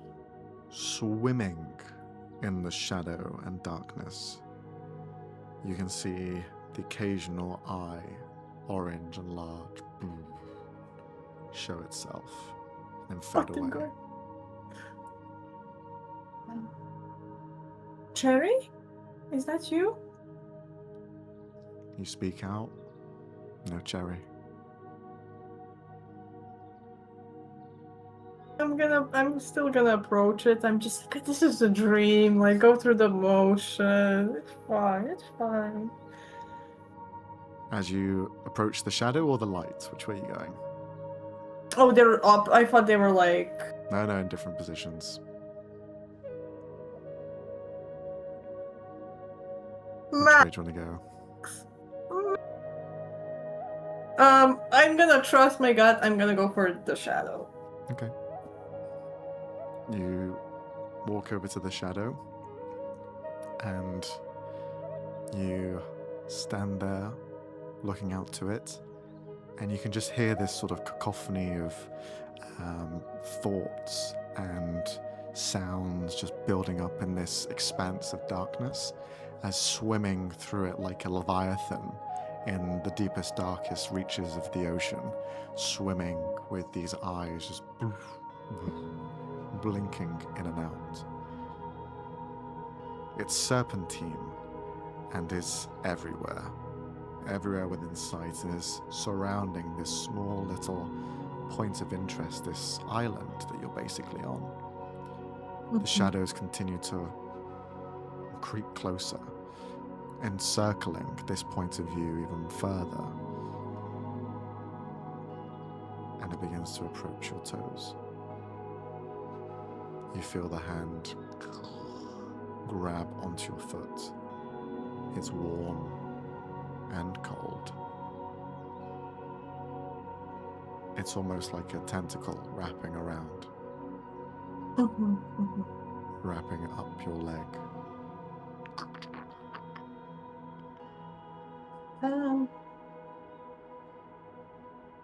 hello would have been nice. A light the size of yourself illuminates as an eyeball appears beneath it. Orange light shining at you. As you are there, almost trapped by this large pupil, you feel the shadows continue to wrap their way around your leg and begin to tighten like a vice. Oh, okay. They squeeze as I'm going to need you to roll a dexterity saving throw. Okay. Come on, Grandpapa. Great, that's a fucking nat one. I think that's appropriate.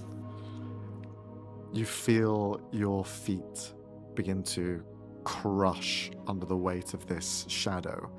At first, it looks just like a shadow, as there's no figure, there's no body, there's no mass, but you feel the strength just grip in. You feel the pain. You feel a pain that you've not felt in ever. It is different when you break a limb in comparison to shedding pieces of armor. It is something that might not ever come back. You feel it snap and break under the weight as you are falling to your back, land into the hard, soft dirt, and you feel as though you're being dragged into the shadows. Do you do anything?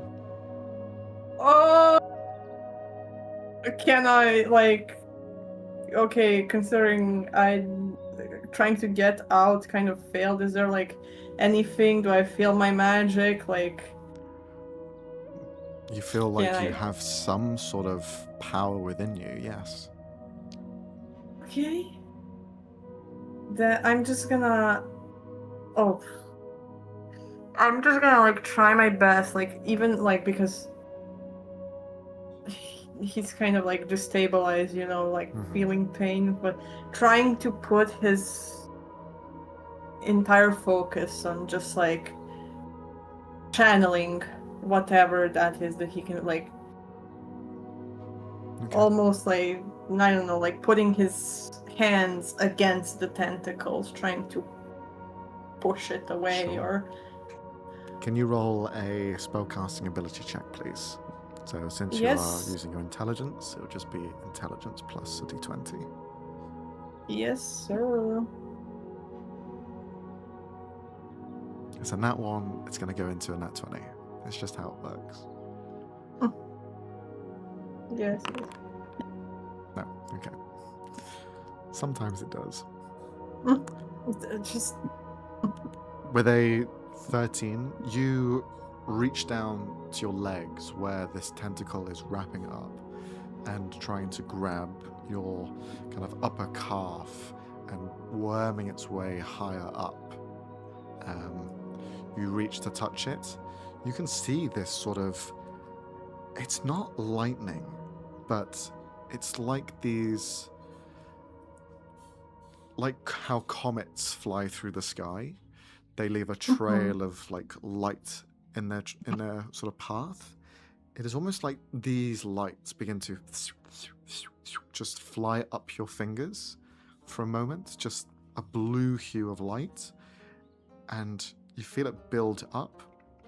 But before you can do anything, you see a hand grip onto your chest and pull you towards the center of this light. And your hands disperse this energy that just flicks away into the sky. As you are dragged backwards, you just see this change of color around you, where before everything was in this sort of twilight blue, it turns to a deeper gray, a muted sort of gray opacity across everything, even yourself.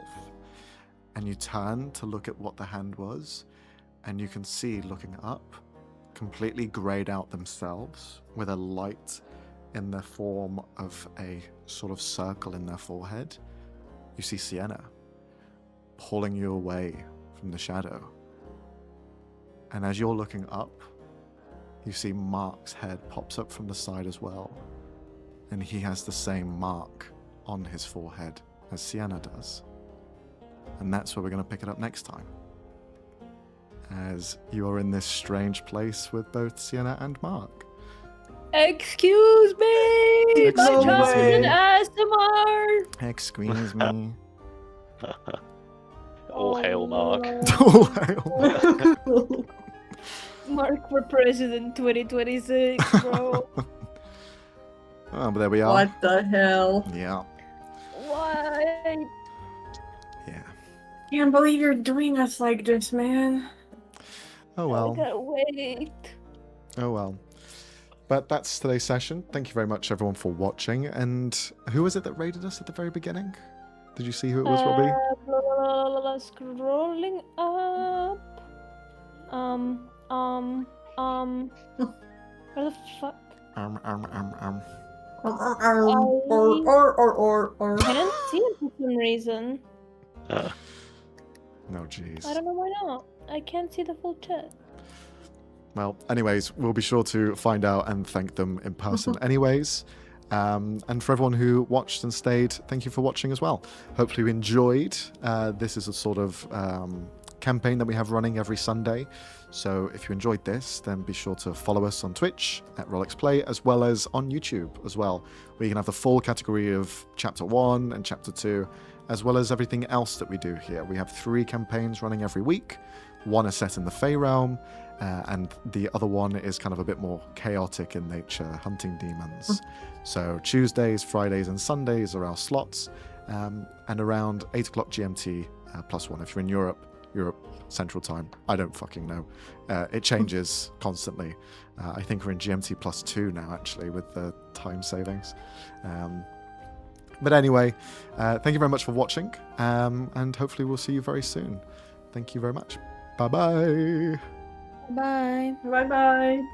Bye-bye.